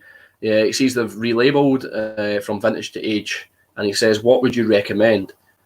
So generally, going from the chat, Kresimir, it looks like If we wanted to buy Balboa, because I've never had one, we've kind of missed the boat because the new stuff coming out is a little bit pricier. But there are some. Yeah, but the other stuff's still around, and not only just the options. So there's there are some kind of older stuff, older bottlings that are still quite good. So Mark said that the 03, you can still find that online, and he says the Toro's got there. The 00 was a great 10-year-old. So there are hopefully still some going about, but obviously they've rebranded, and I'm not sure what the prices are like. But I've never tried any, so I can't say. But the people in the comments definitely, Toro and Willie are giving you some Balboas to try. Yeah, and if you can get your hands on anything older, like John Blythe gave me the 1990, and I can't remember how much he said it was, but it was just absolutely stunning. Totally different to the one we just had, but just beautiful. And I don't think it's a shame that you've got a distillery like that who has got to the point where they've had a really, really good product, and then somebody else comes along, and all they had to do was find a different way of marketing the same thing, but instead they actually changed the way they bottle it and vat it, and why? So on the palate, what are you getting? On the palate, this is lovely. It's fruit. It's sweet smoke. Right. There's a wee bite of chili there. Right. Wee bit of savoury, salty chili there, which is quite nice. But I just love how everything's in balance. You can get all these different things, but none of them is killing the other. And I think I'm confident to say that's the 27-year-old Lafroy, isn't it? I'll let you know what I've got in the palate first. Sorry? I'll let you know what I've got in the palate first. Right. So subtle peat characteristics touch the palate. Seaweed and brine follow the peat. A little oak, but not as powerful as you'd imagine or expect. Stewed bananas. I'm getting a recurring bananas. Yeah, there is. Okay. A little white pepper nip in the tongue. I think you said spice or chili. So I think that's maybe the white pepper for me. What else have we got here? Absolutely covers the mouth in a lovely warm blanket. Like it covers it in a oily, it coats it. So that's what I feel. Yeah, and there's layers to it. You know, as one taste disappears from it, and another one comes to the fore, and then that goes, and then another flavor comes. I think it's beautifully balanced. So a little comment on the Balboas from Toro. The new Balboa is probably very good. It's just happened to be a excellent value. The 1991 was 27-year-olds of excellent and only cost $110. Jesus. The new 25-year-old needs a mortgage. So that just goes to show you what's happening. Yeah, the prices are ridiculous for the new stuff. Right. Last thing, finish on this whiskey. What are you getting on the finish? Because I would say the finish is probably. Do you want me to tell you, or right? For me, the finish is slightly spicy, a lot of wood. Right. The gentlest of smoked bacon. It's really the smokiness is just. I would almost say to somebody who doesn't like an Islay to give this a go and go, yeah, no, they're going to fork out for an Islay, but this is cracking, and the wood lingers. I mean, yeah, when you taste it, there's some fruit there, and there's savoury and salt and stuff like that. But when everything goes away, there's just a dry, and I don't often like a dry finish. There's a dryness, a nice spice, and just a lingering wood to it. Yeah, I see what you're saying. I don't think I get a lot of the wood for me, the finish is probably the worst part about this whiskey, which is a surprise. I think it's not overly long. I think it's a little spicy with dark, bitter coffee notes, which fade to make a way for some citrus and a little bit vanilla. A leather taste lingers and, like you said, dries the mouth out, making you crave more. Like, I think if I was to sit down with a bottle of this, and I had the chance to just keep drinking and drinking, which I actually do, you could finish it. Like, obviously not in one night, but I just feel like you want more. Like, Remind me, what's the ABV on it? Remind me. So you guessed it anyway. You got it right. It's a 27-year-old Lafroig. I knew you'd get it. I thought I would give you it anyway because it's the oldest whiskey I currently have, or the oldest whiskey that's open, and I know that we both like it. It's 41.7% ABV. It's cask strength. So it's naturally came right down to that. Yeah, I'm almost certain it said somewhere it was cask strength. Yeah, it's a 27-year-old. I love this whiskey and I hate this whiskey. I love it. I love it because it's an absolutely amazing whiskey. I hate it because of the price of it, and it's ridiculous that the price it was. Luckily, I got it on sale for like £150 off, but it's still a big price to pay. What was it? It's still $375, or you can still get it for $375, I think. So I bought it for, as you say, it's a lot of. So I bought this for $375. It was originally like 500 or something, but the only reason I bought this was because I wanted something to celebrate all of us at Christmas together. And I bought this like November, October, and we opened it that Christmas. So we had it open like straight away. You'd have been cheaper just buying me a better Christmas present. The box, like, I don't have the box with me. The box is a lovely wooden box with a latch and yeah, it's all good things. And I think what Toro was saying earlier, you can tell this has spent a lot of time in a cask. You can tell it's luxurious. It's got a luxurious feel about it. It's not got too much. He's got what I call character, and I think young whiskies have. You can get the taste right, you can get the nose right, you can get a nice dram from it, and that's all fine. But see, when you find an older whiskey, and particularly one like this, where the alcohol at the back of your, once it goes over the back of your throat, there's no alcohol burn at all. It's got character. And it hasn't been overpowered by the cask. It's not been overpowered by the peat. It's beautifully balanced. This. There's no. I know what you're saying. When you get older whiskies, that alcohol burn should not really be there. It dissipates, and this is definitely an example of that. It is a beautiful whiskey. Do you know what? It's funny enough. What casks it's been done in? It's quite a mixture. Or a little mixture. No, actually, that's what I was trying to remember. If I was to take a guess, I would have said that there's bourbon influence there. So it's been partly matured in refill quarter, which I think is bourbon, refill quarter bourbon, and first fill bourbon. So the reason I chose this was because when I had the Glengoyne 21, that was first fill sherry, whereas this is refill quarter and first fill, so refill bourbon and first fill bourbon. So that's where I feel like this has hit the nail on the mark, or the nail on the head, or whatever, because it's not just went for first fill all the way, full maturation, because I feel like that's when it would possibly ruin it. Oh, geez. Yeah, I think. Sorry.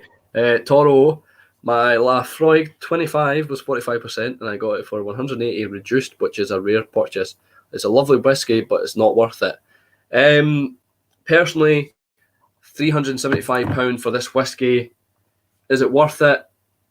Not for £375. No chance. It's outstanding whiskey. It's beautiful, and I love it. But £375, it's still.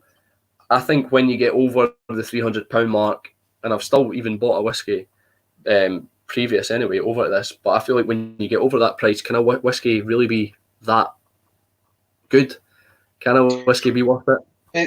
It's another interesting topic when it comes to the price of whiskey. If I think about now compared to, if you look at some of the prices they're charging now for 18, 21-year-old and stuff like that,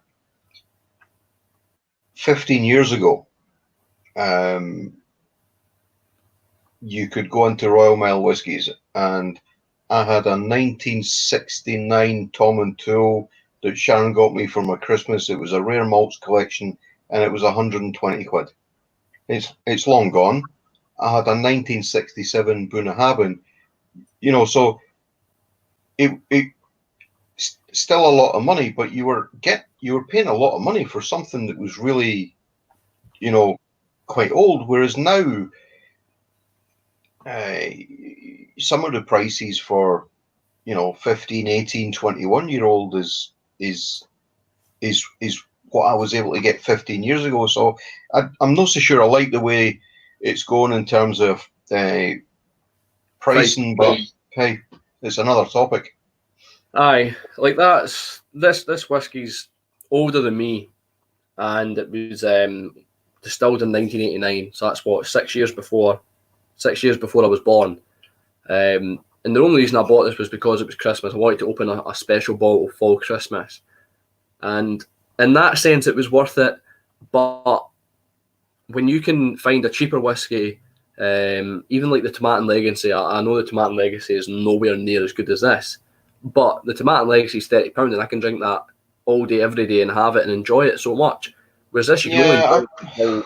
I think you have to be careful not simplify it too much, because I think what you've got there, it's about affordability, and if you are lucky enough to be able to afford it and try it, then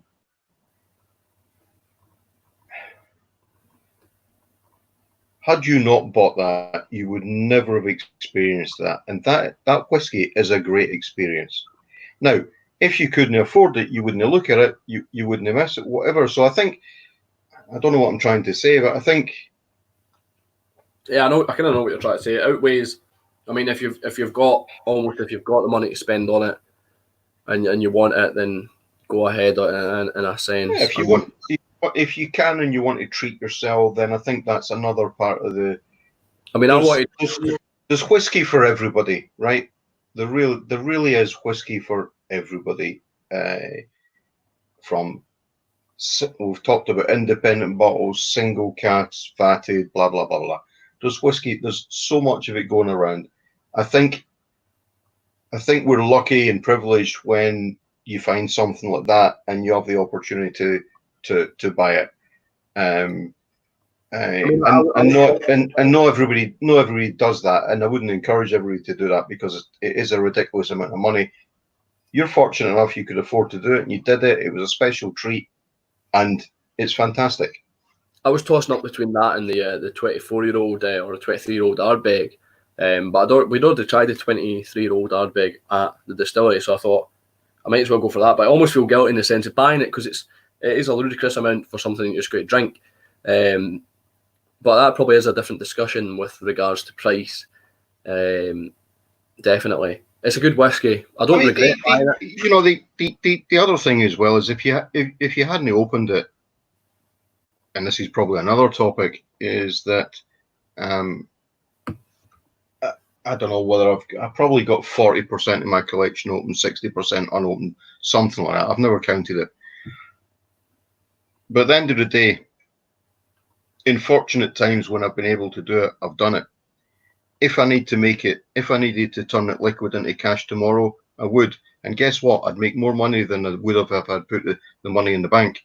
So it's... At the end of the day, it's there to be drunk. It's different if you open it. As soon as you open it, it's different. But for me, if I hit on hard times tomorrow, I could liquidate this room, and it would go a long way to helping with the situation. So it's better than money in the bank, in my opinion. But that's just my humble opinion. Right, so we'll see some comments. We have Willie, 35 years experience with Lefroy, and he thinks of way over the last few years. I did not know that, Willie. We'll need to talk about that more, definitely. It's like a death in the family of me. He won't buy anything at the moment. Wow. Okay, I wonder what does he say? Does he give us, Willie? Can you tell us any more about sort of where you think what the difference is, or? I just wonder what he was working as. I mean, for me, it was Lagavulin when we went over Lagavulin. I wasn't impressed with the distillery and that, and I quite liked Lefroy, but that's fair enough. Kresimir, except the 10, I refuse to buy anything from Lefroy at the moment. Same goes for Highland Park. So I totally agree with Highland Park, and yeah, I've never been a big fan of Lefroy in the sense that I've had a lot of bottles. The 27 for some reason just stuck out to me at the Christmas period to open with family. So I wonder why there's a lot, except for the 10, I wonder why there's a lot of aggro for the Lefroy. Yeah. It's a bit weird. I don't know. I agree with the guy about the Highland Park, because I've had some and put it to auction and stuff like that.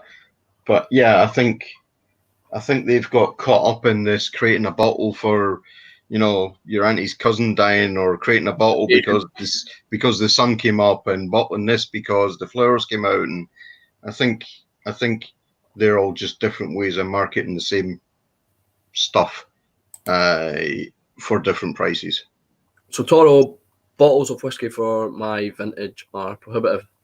There is a Balboa. I've had some Armagnac that is very old and comparably affordable. He's replied to Kresimir, they take the piss out of UK consumers, which I definitely agree with Highland Park, but I don't think I've had much exposure with the Lefroy side of things. But I'll be open to see what. I did buy the 15-year-old, the 200th anniversary bottle, and I've had it a wee while. I don't even know much is out of it, but it's when I come in the room, it's no one when somebody says, "What do you fancy having?" It's no one I automatically look at and go to. But I think the 15-year-old was that one was quite nice. I've got another one at the back that I don't think's even open. So yeah, it's not on purpose. It's just the way it's. So Kresimir, Willie replied to Kresimir, "There's a reduction in the 10-year-old quality that breaks my heart." So I'm assuming the 10-year-old, because I don't think I've ever had the 10-year-old. The 10-year-old must have been a lot better prior, and now it's kind of weaker. Is this still on Lefroy? Yeah, that's a Lefroy. Yeah. Colin, my missus would boot me in the stones if I even thought about spending that on a bottle. She thinks they cost a tenner a bottle. And just you keep her thinking that way. Yeah, well, I'm very fortunate to have a girlfriend who likes vodka. So when I buy an expensive whiskey, I buy a lot of vodka. Oh, that's just shallow, mate. That is just shallow. And from Steve, Whiskey Brer, just don't like any Lefroy's. Any of them that he's tried, not for his palate at the moment. And Highland Park, nope. I definitely agree with Highland Park. There's not really been a Highland Park that I've thought. Yeah, there is. And I had it a couple of nights ago. The Highland Park Fire Edition. It's a good whiskey, but I think it's once again it's overpriced. It's a good whiskey, but then you got to think it's a 15-year-old as well. You're paying a lot of money for a 15-year-old. It is a fantastic and slightly different Highland Park. If I had it a couple of nights ago. So Toro's saying Highland Park and Lefroy sells 40% and 43% everywhere else. Also, independent versions of the distilleries are much better than official bottles. I've never had. In fact, that's an interesting point. I had one independent Highland Park, which was from Robertson's at Pitlochry. It was lovely, an 18-year-old, brilliant. I've never had any independent Lefroy's, and I've never noticed that they sell reduced ABVs. Definitely one to look out for. So thanks a lot for mentioning that, Welsh Toro. But the 27 was cask strength. That's what drew my attention to it. But now you come to mention it, it's still 41.7%, so still lower than the. Yeah, but I do like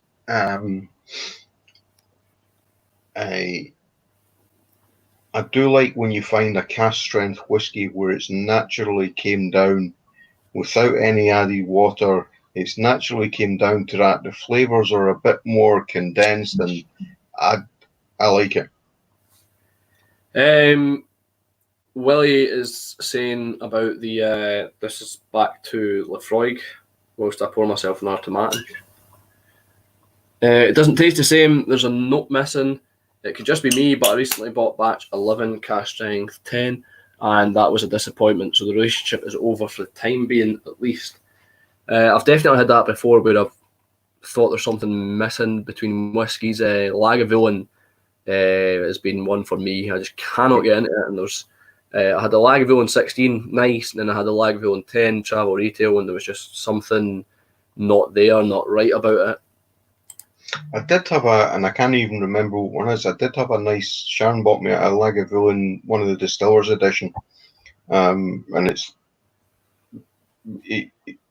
well, actually, strangely enough, it's long gone. And normally it takes me a while to go through an Islay.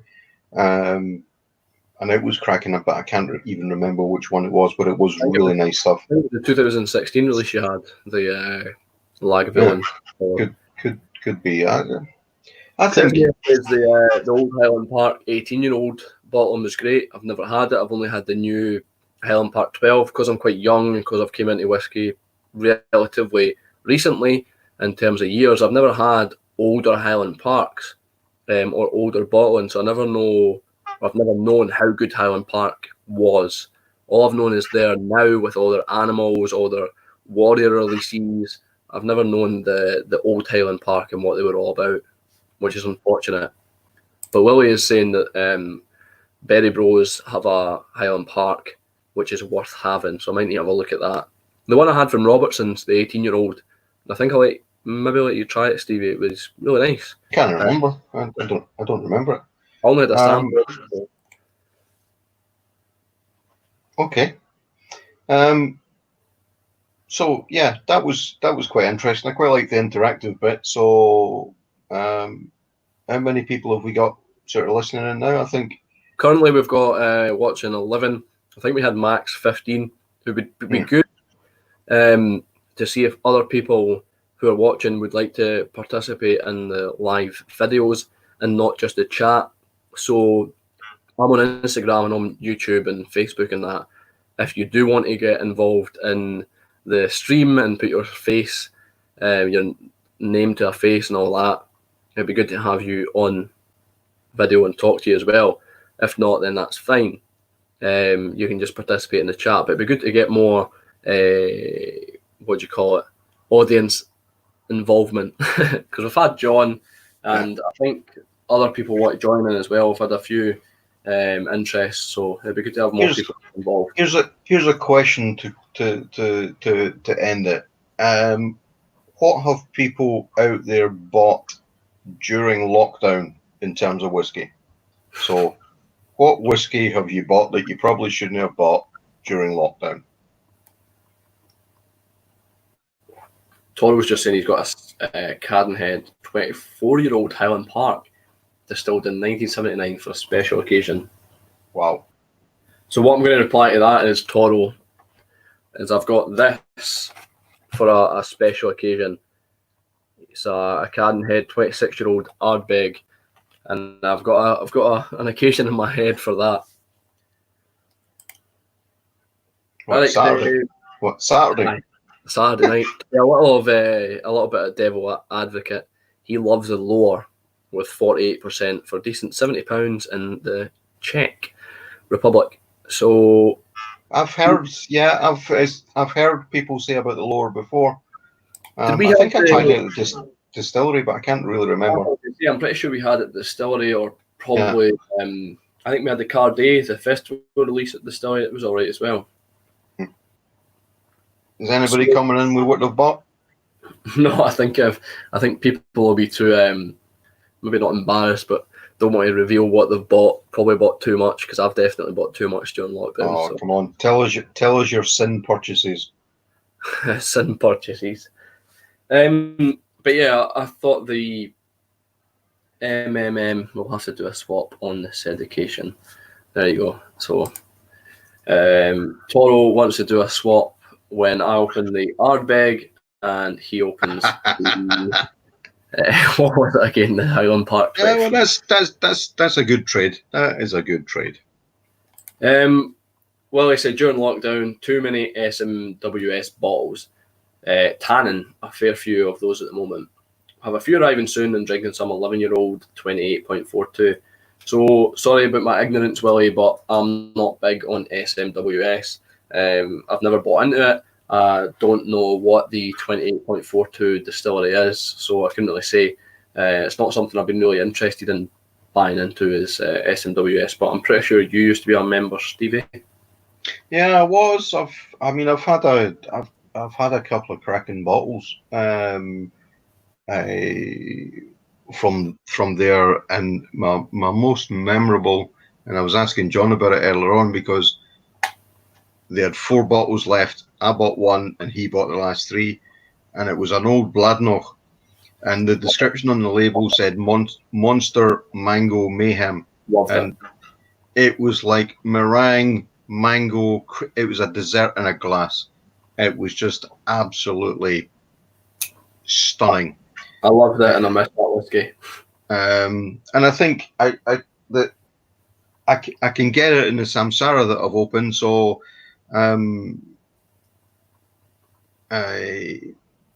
yeah, I mean, I'm not a big fan of Lowland whiskies, but my new love. I always find a couple of new distilleries a year, and so far this year, Bladnoch's my new discovery for me. So Crismere's bought the Clinleash 14, which I've still yet to buy. I've tried it. It's an amazing whiskey. It's a staple of the whiskey community. It's an outrageously good whiskey. Glengoyne Chapter 1, which I'll assume is the legacy. Toro. Did we know Dan will give you that? Or did Brandon will give you it for your Christmas? He gave me it for the Christmas, so. Yeah. Toro bought the Amrut Narayangi. I don't know if that's is it Amrut Indian, or I can't remember where it's from. Yeah, I think it is. Radek bought the Timorous Beastie 18-year-old, which I'm pretty sure you bought. Yes. Longrow Red, which I've got. The Kilkerran 8 cask strength, if that's the sherry one. Well done for getting your hands on it. I did not manage to get onto the sherry one. Timorous Beastie. And Louise is saying how this is my girlfriend. I don't know how she got on the chat. She's saying just bought the one during lockdown, Stuarty. So I think she's referring to the vodka that I bought her. All I've got to say, Louise, is it was a 1.75 litre vodka. So yeah, it was a truck. Toro says I bought some incredible rum as well. He's a rum rascal as well, and he wished some of my whiskey brethren could try it. Indian bottles are fantastic. I will say one thing, Toro, I had a rum from Thompson Bros, I think it was, with a funky label with a sailor or the fisherman on front, and it was class. I really need to get into rum, but I feel like that'll just be another revenue for me to spend money and lose money. But I definitely think I should get any rum, because it was a 12-year-old or something. It was amazing. I was talking about you being shallow for buying the vodka. I did buy Sharon's into rums, and I bought her a couple of rums, and we opened one of them last night. Yeah. And actually, and I've been looking for this type of rum for a while, because a number of years ago at the Edinburgh Whisky Fringe, they used to have the Whisky Fringe in an old church, and there was a wee chapel bit off to the side, and they had the rum chapel in there. Yeah.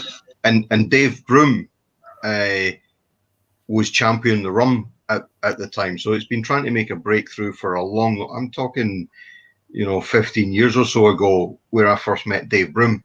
And I always remember trying a rum like that there, and I've never, and last night, this bottle we opened, you just needed ice and you just needed to sip it, and it was just wow, beautiful. So this will bum you up a little bit. Does Stevie has his own YouTube? So somebody's wanting you to create a YouTube. Sorry, I don't have my own YouTube. He does Unlike not- Stuart, He does not have his No. own YouTube, and he's piggybacking off mine. That's all you need to know. no. Stuart works for a couple of days a month and then has the rest of the month off. Some of us like do a good shift. Tony's saying no sin, but he's blocked the Bladnock a 10-year-old and Bruichladdich Barley 2010 only lockdown purchases. I'm pretty sure that was the one that you gave me not that long ago. No, I've got the Beer Barley 2008. Willie, Tullibardine. For me, it's all about Glenburgie, Glenord, Tullibardine, et al. I'll tire of it soon enough and get back to getting out for a look. I've heard a few people talk about Glenburgie. I've I never don't think I've ever tried it, but I've heard people recently. It's kind of on my radar for some reason. A few people have said to me. And what else we got? We've got a few comments coming in. Mark Slinger is saying Glenallachie Cash Strength Batch 3 and Glenburgie 21-year-old. Is the Cash Strength the 10-year-old? Because I think I've had Batch 1 and Batch 2 if it's a 10-year-old. Or I can't remember if it's a 12-year-old. I'm pretty sure it's a 10-year-old. Steve Whiskey Brewer, I've bought Buna 11 French Brandy. Never had it. I'd be interested to know what that Buna French Brandy tastes like. I'm quite interested in getting a nice, a good Bunnahabhain. So what he's saying there is because he's sending you some samples at some point in some time, he wants a Buna 11 French Brandy back. No, who is it? Oh, no, I didn't even realise it was the same. No, but it's, I'm looking. There's a few Bunas around just now, and I've actually never had one in my collection. He's got the Kilkerran 8 Sherry, which you tried at that whiskey festival and you fell in love with. I've still not. I'm not admitting that to anybody. Have you got me on tape saying that? I've still not managed to crack a bottle or get a bottle of it. You got the Long Row 13, which is the Cavan. Anyway, it's some wine one. I've got that. No hold that against them either. Buna Moyne. Glen Scotia 14 Tawny Port. I don't think I've seen that. That's the festival release for this year. So okay. The rum with the Tawny Port now, and he'll stop because his list is worse than he thought. Yes, oh my God! You're definitely with me. What's the Long Row 13? It's like Cabernet Sauvignon. That's what it is. Cabernet Sauvignon. I don't know my wine. So Louise, no, we've got Mark Batch 3 is 10 and a sherry finish. Yeah, so I'm pretty sure all the cash strings from Glenallachie are 10. I might be wrong, but I'm pretty sure they are. Toro saying, "Oh yeah, I love a Bruichladdich organic or the Beer Barley, which you gave me last time for the tasting. It was lovely." that was your tasting last time. That's quite interesting. Louise said she's meant that I've lost count of how many bottles I've had delivered.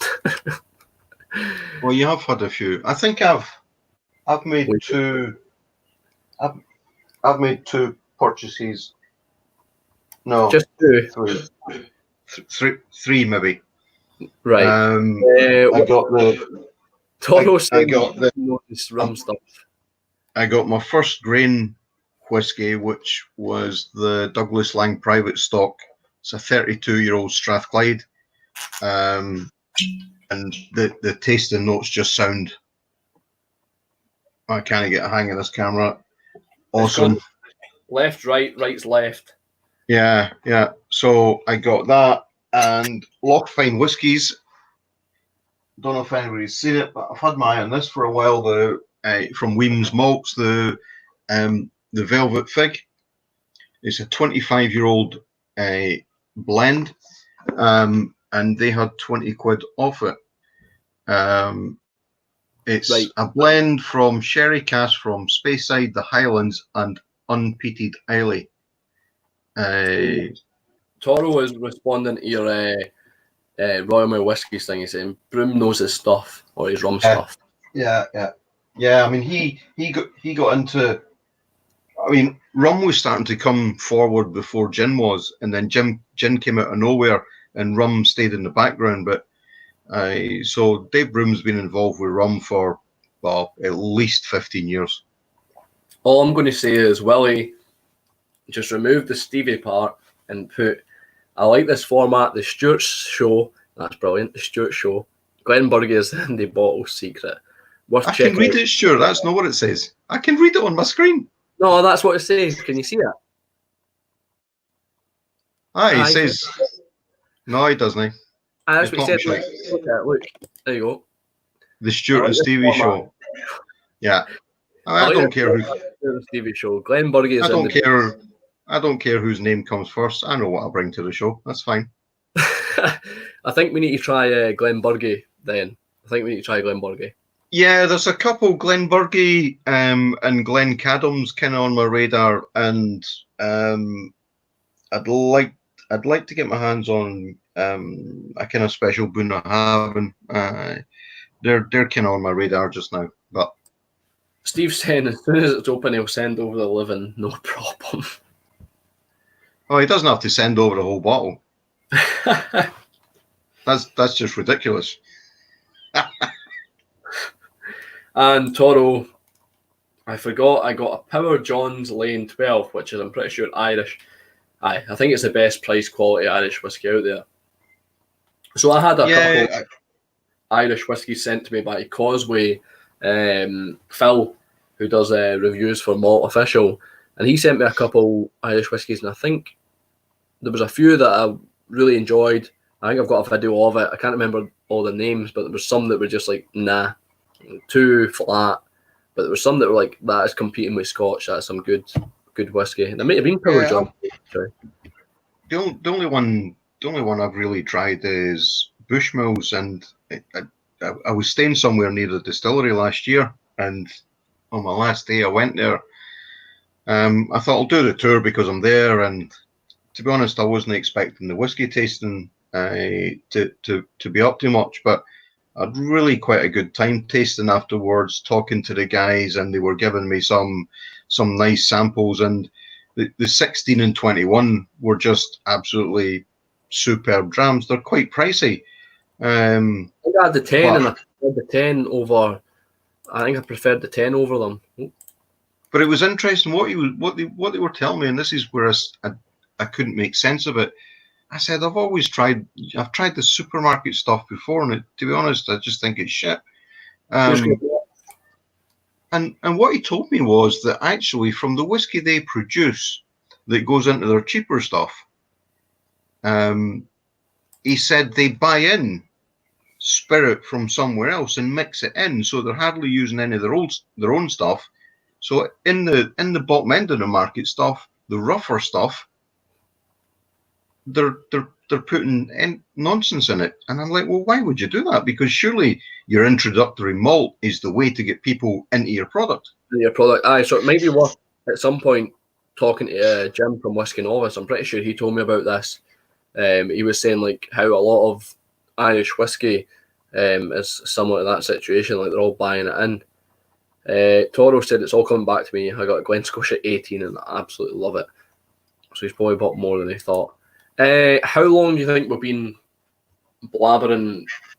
I think we've been blabbering for 2 hours, 8 minutes, 47 seconds. Is that what's got on your clock? Mine, you've maybe misread it. Mine says 2 hours, 6 minutes and 42 seconds. No, definitely it's 2 hours, 9 minutes now. Is it? That's on your. That's the time on your side, and that was us trying to. That was us trying to maybe condense it a wee bit so that we weren't wasting anybody's time. But so it'd be good to hear what people have got to say. There's only 12 folk,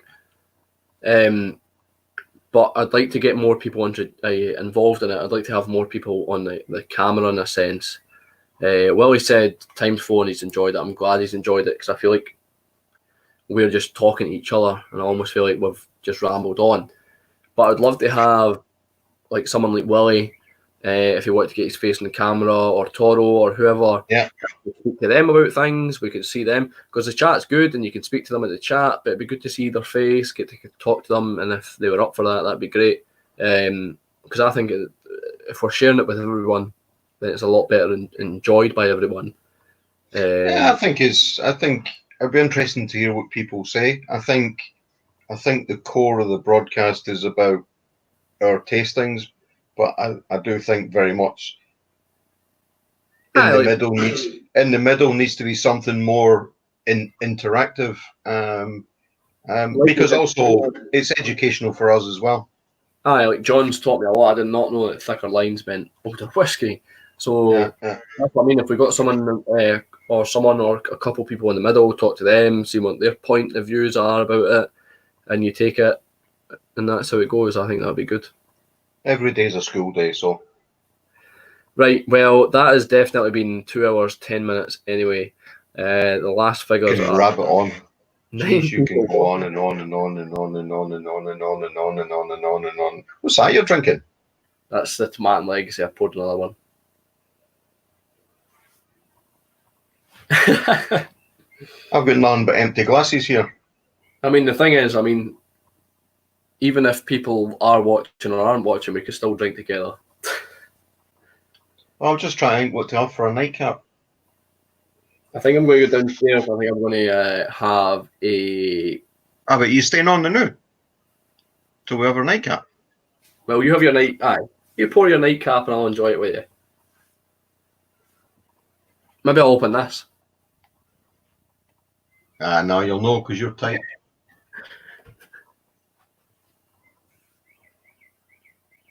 We've got 9 people watching. I think it's probably a good time to end it. Yeah, I think we can. But you and I can stay on if you want to have a wee drink in a 5-minute, just see how it went. Yes, we can do that. Or you desperate to get back to your woman? It's fine. No, I'm fine. It's all right. It's all right. I don't mind. Oh, there you go, Stevie. What? Oh. No. Here's the question. Which one? I've got the 18 and the 25. You should have just remained at the 18. Yeah, I've only got the 18. Oh, I tell you what I opened. You've not tasted it. Oh, you did taste it. I had my first Compass box, The Story of the Spaniard. Brilliant. It's absolutely awesome. So I used to also turn my nose up at the blends.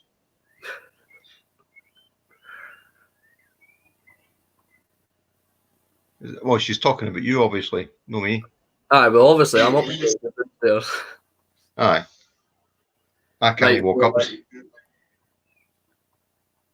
Toro saying Roy's on. I think Roy's on at 9:15, and Roy's got like 10,000 subscribers and that. He gets a lot of people. He gets like 200 people watching him at one time, 300 people watching him at one time. So he'll be on. So we're almost a warm-up act to him. We're almost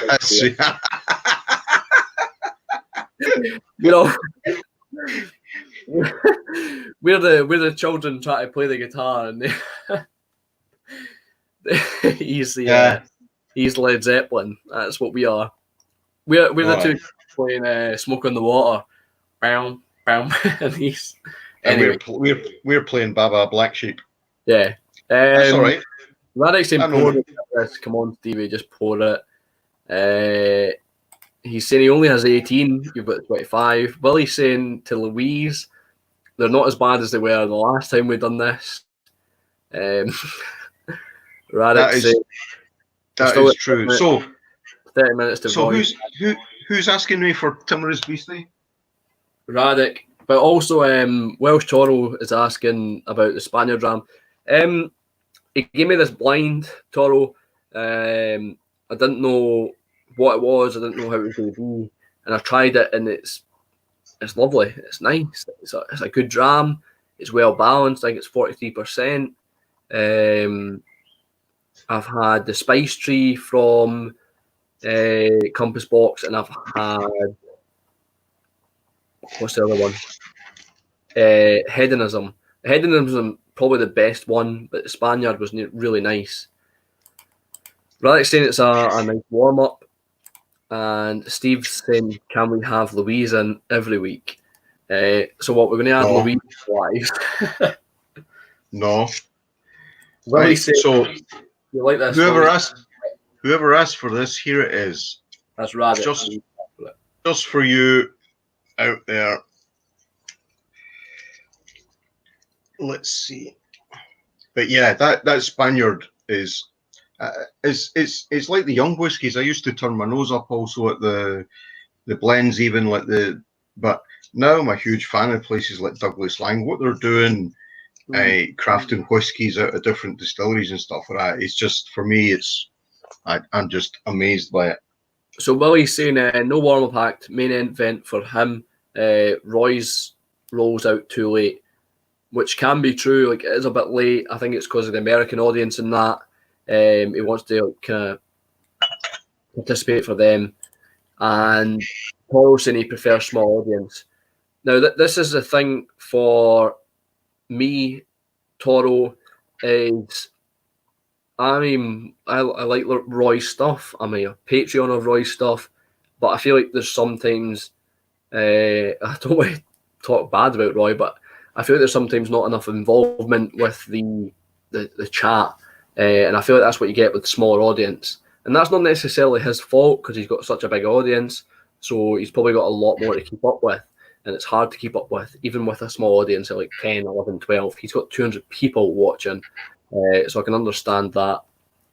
Sorry to keep you, Stevie, but Louisa said, got to give the people what they want, Stuarty. So she wants to join the live. Are we going to have Louise on the next live drinking vodka? I don't think so. Surely not. No, I wouldn't have thought so. Radek said, we can tell her she's live and just like don't put her on. Cheers, man. This is I need to sit with this, but first impression, it's another cracker from Douglas Lang. I'm sure you'll send us a dram. Who? Me and Radek. He's only in Croatia. It's not that far away. Or did he say Croatia? Pretty sure. No, he said. Did he say Croatia? I'm sure he said Croatia. He didn't say Prague. I'm sure he said Croatia. It's not that far away. You can send drams. I've sent drams to Kresimir. So. Have you? Yeah. Croatia's not that bad to send drams to. Well, I got myself a set of like the wee bottles for doing it, and I've got some labels I need to print, and then I wasn't a fan of doing it before because I was kind of distrusting the whole thing, but Czech. I knew it was. I'm pretty sure Prague's in Czech, so I was close. Radek's from Czech, so it's almost near Croatia.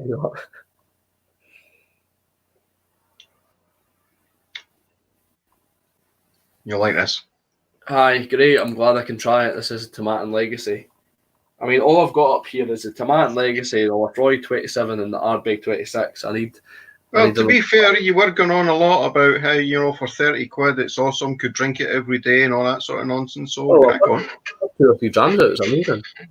I mean, if Louise is responding, so she says, number one dad right there. I mean, if Tucker. I mean, if she's watching, she can bring me another whiskey up. Louise, if you're watching, bring another whiskey up. That is really good, but the whoever we were talking to, I can't remember who it was that was on. If you can get a hold of the Spaniard, and I think it's on offer a couple of places just now, it's just a dream. You can just sit and enjoy it. It's cracking. So, Toro said the issue with, like, not necessarily Roy, but the issue with channels where you've got so many people on at a time, it's hard to keep up with the chat. It rolls so fast. Like, I watch a lot of Roy's stuff. You comment something, it just gets obliterated by all the other chats. Whereas, like, obviously we're quite small. We've not got a lot of people watching all the time, but it's good to keep, I think, an audience participant Yeah, but I think you're right. You have to be careful how you do it. What I was trying to say to you earlier on is that I think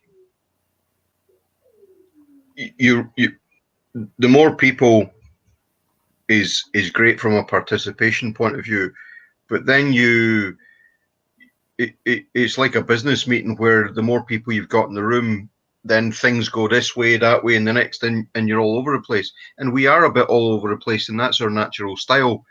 But then when you bring more people into it, it's even more. And I think for people watching, there needs to be some. Yeah, to be fair, Roy does have a good hand on. You should watch some of his lives. He does have a good hand on it. He talks to. He mentioned some people in the chat. He goes to it every 20 minutes, half an hour. He doesn't always comment on it. He goes to it now and then. But obviously got a bigger audience, so he has to go to it now and then. He scrolls back through it and he checks. And definitely credit to him. But that's just what I like about smaller audiences is you've got so much more talking to them when a text comes in, when a chat comes in, you can speak about it, you can answer the question, you can direct your question to people. So I think also somebody like that is bound to have a fair idea of the content they want to get through, whereas we've got no script here other than, hey, we're going to start off with the introduction, the tasting, then we're going to do a special topic, then we're going to finish on a tasting. I don't know if he's got a script, but I think he knows what he wants to talk about. Yeah, if he's speaking for a long time, then he must know what he wants to talk about, whereas we're just blathering on. Yeah, well, it's kind of off the cuff, but the input for the people listening gives you a new off the cuff direction to go in, so I quite like it. Well, I'll tell you what it is for me.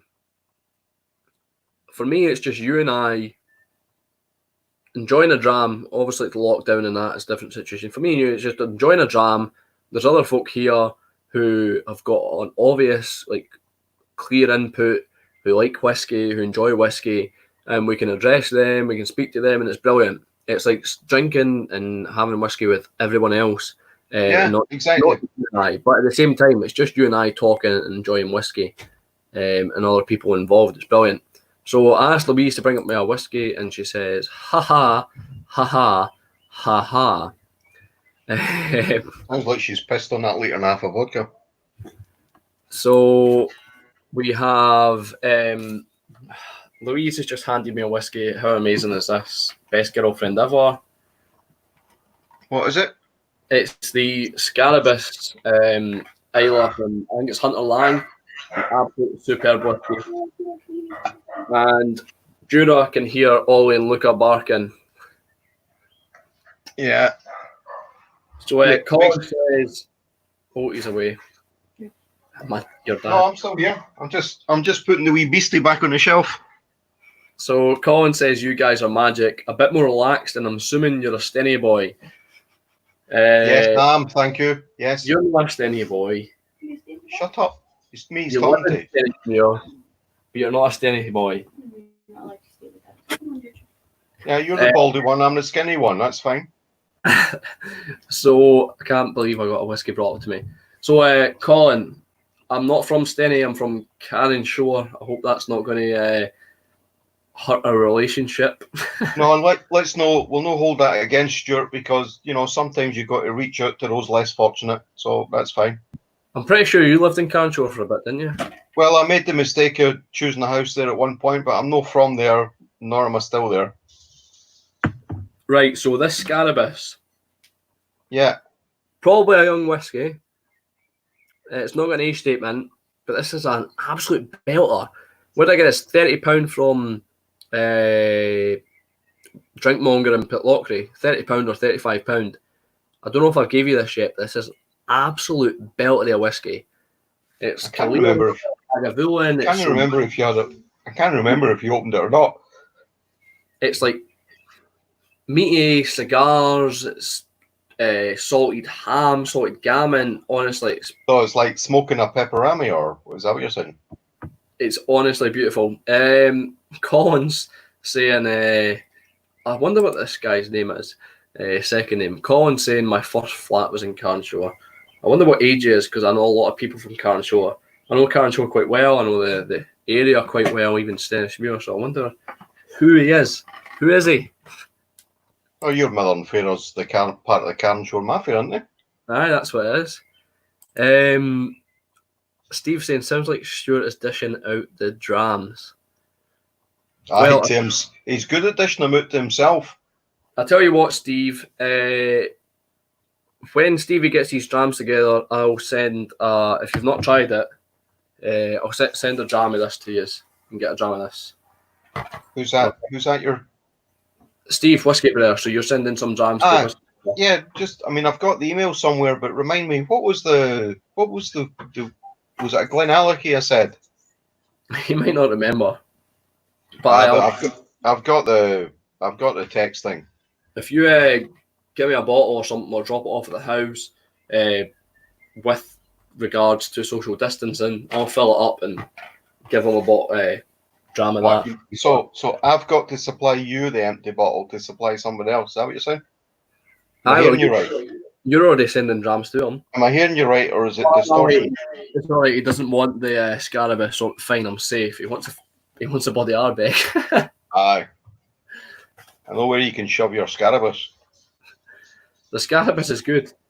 Oh, the grooves. So you're sending him the Ardbeg grooves. Yes, Ardbeg grooves. But I saw they were talking to somebody else about the Glenallachie 15-year-old sherry, and I've got that. So I was going to send that, if I remember correctly. They've not tried that. That was the two, I think. I might at one blind tasting, might be giving it away, but I might try and send you this. This is a perfect example of an Islay whiskey. It's beautiful, honestly. No. The Lafroig 27-year-old was a perfect example of an Islay whiskey. There you go. Toro, that Scarabus was a good dram. Islay have a lot of good whiskey from independent sources from official distilleries. Type in Islay on whiskey websites and see what good non-distillery stuff is there. That's the thing I picked up from tonight, because I never thought, for some reason with Islay, I've never thought beyond the distillery. I've never thought about private bottlings and stuff like that. So yeah, that could be. That is a cracker. Honestly, a cracker. Yeah. Right. Colin still not saying where he's from. He's saying no telling. He's definitely said yours, because I picked up that BMX the other day and was cycling it about, so he must have seen me somewhere. Like a wee child. So right. He said, Glenallachie, I forgot about that too. I'll drop you a message as soon as about sending a boona. So he's going to send you a boona, which is very nice of them. And like I said, Steve, if you've not tried it, I'll get Stevie some of this to send your way if you've not tried it, and if you want it. If you want it. Yeah, so that way I'm sending them a couple of quality malts, and you're going to send them the sort of mouthwash for after it. That's exactly what it is. That's what you're saying. That's what I thought. Yeah, that's cool. Okay, folks, I think it's time to go. I think our aim was to reduce it from an hour and a half.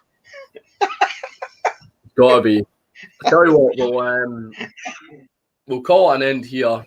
We'll end the broadcast, and I can get Louise up, and we can have a wee drink together. Yeah, let me know. Let me know what feedback you get, because it'd be quite interesting just to know sort of. I mean, just because we're enjoying it doesn't mean somebody else is. So I would quite like to get some feedback and see what it's like from the other side of the camera, and if there's anything we can do. It's hard, because obviously we're enjoying ourselves. We're having a wee drink.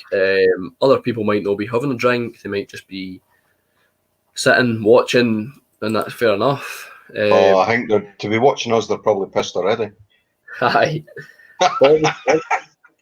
Obviously, we've enjoyed it. So, I mean, I think that's all. I wouldn't want to say that's all that matters, but as long as we've enjoyed it, and if other folk can enjoy it, then brilliant. That's all you can want. Yeah, I think I'm not I don't have the knowledge, and I'm not interested in trying to educate the world It's simply sharing an experience, and I'm quite happy that my experience, my taste, my smell, what the whiskey reminds me of is going to be different to that guy, and I'm okay with that. I'm not here to preach what it should be like for people. It's an individual experience, and that's what's great about it. Right, I'll end it, and we've got there we go. Please do it again, and great video, chaps. Till next time. So we'll end it here, and Keep saying that.